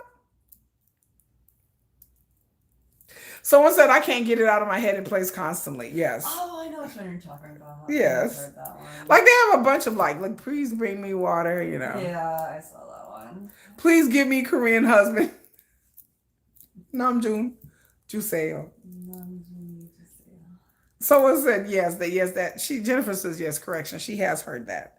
Mm-hmm. That's the song that people use all the time to do videos, and they talk about the BTS members. Yeah. Even the BTS members, they were singing it. They did a Weverse and they were singing that. And there was a particular person online that did some videos with BTS, and they brought up the remix that she did or what she did, and she was like, "Oh my God, they watched my video." Oh my God. I was like, yeah, probably. They always online. So yes, they did. She said yes, they did. Yes. So I'm thinking, what else? I think this live stream is about to come to an end. I need to go to sleep. What time is it? Jennifer's laying here on the floor like, my back hurt. 10:43. 10:43, you guys. Mind you, tomorrow's Monday. Oh, tomorrow is Monday. I gotta take Emma to the dentist in the morning. I gotta go meet the lawyer. We got to get up early in the morning. Everybody, do y'all got to get up early in the morning for work? If you got to be up, did I eat? I did eat today. A little bit. I did. I ate a small salad. I ate a couple of pieces of sausage, and The pecans. I ate some pecans, some honey roasted pecans today. See, you guys, I ate today. That's like one meal. That's good for me though. But then I got stuck and I got sick, so then I had to threw up half of it. You know, it's a whole thing. You Yeah, so know, you missed half of your meal. I did, so I probably missed half of it because I got sick and I threw half of it up. But I'm fine now. I probably will go downstairs and eat something else. Yeah, You better. I will probably nibble on something small. I think we have some fruit if the kids didn't eat it all up. It's kind of hard. The kids will eat up all the fruit, but I want some fruit. I really want some grapes, but I may wait until tomorrow. But I'm hungry. I am kind of hungry. You feel sick today too? I don't feel sick like that. It's just I eat certain foods. If I eat too fast, then it'll get stuck, and then I have to vomit it up. It's a whole thing. It's been going on for decades. It's a whole thing. It's been going on for over 10 years now, I and keep telling you to loosen that thing. I know I should take and lose. I have a lap band, so and I think it's tight, but I don't think it's that. But it just depends on the time of the month too. Cause girl, You get stuck quite a bit now. I do get. It depends on what I eat. Like if I eat You get stuck quite a bit now. if I eat like a whole piece of meat, then yeah, like that sausage. That's not always the case. If I eat a piece of meat or a piece of bread, then yeah, I will get stuck. Well, and how many times are your meals a piece of meat or a piece of I'm bread? not. I try to. If I got stuck every day, I'd be miserable. But no, I only get stuck when I eat when I don't chew good. And then like I've gotten stuck more since I had braces. So that's another thing. I can't wait to get these braces off. My teeth hurt today. I still got a whole year. Look, don't. Okay. It's been 5 years since I've had braces. Everybody, it's almost 5 years. It's crazy. That's crazy. Had I known it would take this long, I wouldn't have Started. I would have been like, no. Cause it's like I didn't used to get stuck as much when I can chew a lot and chew. And then like having braces affects how you chew, and it's a whole thing. My teeth hurt a lot frequently, and I don't know what I would feel like without the inside of my mouth bleeding every other day. So what does that feel like not to have the inside of your mouth scratched up and sore and bleeding every other day? I don't know. It's nice. It's nice. Does it feel like to be able to chew without you feel like your teeth are gonna fall out? If you got braces, raise your hand. I have braces. Oh, like everyone's like, no, we don't at this age. You know, It's never too late. someone's. I'm glad I'm past that phase. Mm. Phase. Well, if you don't wear your retainer, they're gonna go right back to where they were. Oh no, that sucks. But your retainer's not as bad. Sometimes you just wear it at night. Oh, okay. Well, then that's not bad. I would do it. Anything's better than braces. 'Cause Anything's better than the inside of my mouth scratched up. I don't miss I have to wear like this. I had to put wax on the inside because it'll hurt. It was just like a lot of times I just put up with it. And then also, I have what dentists. This is too TMI, y'all. There we go. Let's go. I have what dentists call dry mouth. So I sleep apparently with my mouth open, and my mouth will dry out. And then the more your mouth is dry, when I wake up in the morning, like because I sleep with my mouth open, my mouth dries out. I will literally wake up and like the braces are like just stuck to the inside of my skin, and I'm like in the morning going, okay, like, and then you'll see the indentation all around my mouth where I go to sleep, and it dries it out, and then when your mouth dries out, that metal it just sticks to the inside of your mouth, like it'll just poke you because your mouth is all dry and there's no barrier. So that's how I wake up sometimes. My mouth is just like bleeding and hurting, and then it's like, okay, mouthwash, burn, more burning. Then I have to put in my rubber bands. I haven't put my rubber bands in a couple of days because it just hurts. That's why it's taking you so long. I don't know, but the rubber bands hurt. But I put my rubber bands. I haven't had them in a couple of days because I just forget. But then I have to put the wax always on the inside of my mouth. And then when I eat, sometimes I eat the wax, and it's just, it's just what? I'm serious. Like I swallow the wax, It's a whole thing, y'all. Don't ever get braces. It's a whole thing. Because my insurance company would not pay for Invisalign. My insurance company won't pay for it if you're over the age of 19. So, Yep. so the inside of my mouth is like this crater of like, it just feels like there's just like this, I don't even know what to describe it, like scar tissue all on the inside of my mouth. It'll leave that. And I was just like, it is never going to heal. When I'll be done with my braces, I don't know. It's been 4 years. I feel like I'm gonna be like 90 and I'll be sitting up there like a skeleton. If your teeth don't fall out before Girl, I'm telling you, my teeth are gonna be held into place at 90. Like I don't need dentures. No, I have braces. They're all being held there. So I just feel like I'm gonna be a skeleton, just like just a skeleton and just pristine teeth with braces still on them. Like she still got her braces. Yep. It's been quite a while. Girl, I know y'all laugh. 4 years. Yes, 4 years. So like that's a long ass time. Yeah, I know.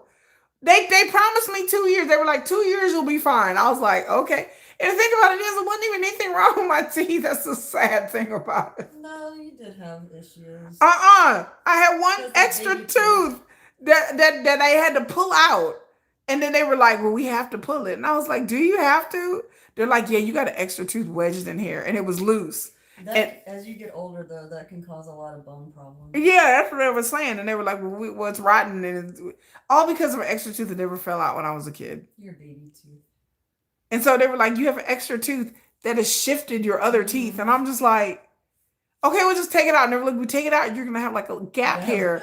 And I was like, but it's not in the front. It's like on the side. And they were like, well, do you really want a gap on the side? And I was like, well, no, I guess not. And they were like, well, since we're in there, you have a slight overbite. And I'm like, yeah. They were like, we put braces on the bottom too. And I was like, well, I guess since we're already doing it, child. I was like, well, how long is this going to last? Oh, about 2.5 years. Shit. 4 years later. And then I go to the orthodontist and he's like, it's getting there. I'm like, what do you mean it's getting there? It's getting there. It's been 4 years, sir. Yeah, you're progressing nicely. The gap is closed up. It's great. Did you ask him how much longer you have? They don't know. They're like, well, we just, I'm like. We don't know. They're like, we just need to fix your overbite more. I'm like, You don't care about that. I was going to tell them I don't care about the over. But the gap is gone. They're like, oh, it's closed up. I'm like, yeah, I know. It's closed. Can we just. They're like, I need to close up a little bit more. I'm like. They're like, your teeth are very resistant. I was like, well, you also weren't wearing your bands like you. I wasn't wearing my bands because they too get caught in the folds on the inside. They do. Yeah. But I told them, I said, the pain is so unbearable. Like, it's not like just a small, like, inconvenient. Like, it's to the point where I can't sleep. So I have to take them out because I'm just like, oh, I can't sleep. So, yes, this is 4 years, you guys. I'm going on 5 years of braces. I mean, I was just like, this must be some kind of world record. I was just like, oh my God. I was just like, the pain is like, and then I can't eat certain things and get stuck in there. And I just want to be able to eat corn on the cob like normal people. I need to wrap it up. Yep, you look tired. I look tired. Jennifer's telling me in person. Normally she's online. Yeah, wrap it up, bitch. Now she's telling me in person. So you guys, anyway, so that's my teeth adventure. But anyway, I thank everybody for being here. I'm going to wrap it up. It's been 3 hours. It's almost 3 hours, 3-hour live stream. I said I was only going to do 2 hours. So yeah. But anyway, I thank everybody for being here. I'm fixing to go rest and put this bed together. I will take pictures of my bed so you guys see how awesome it is. Change the color to purple. Got some purple lights up in here. BTS! Anyway, y'all, that's about it. Bye. What? What did we do? What happened? I forgot about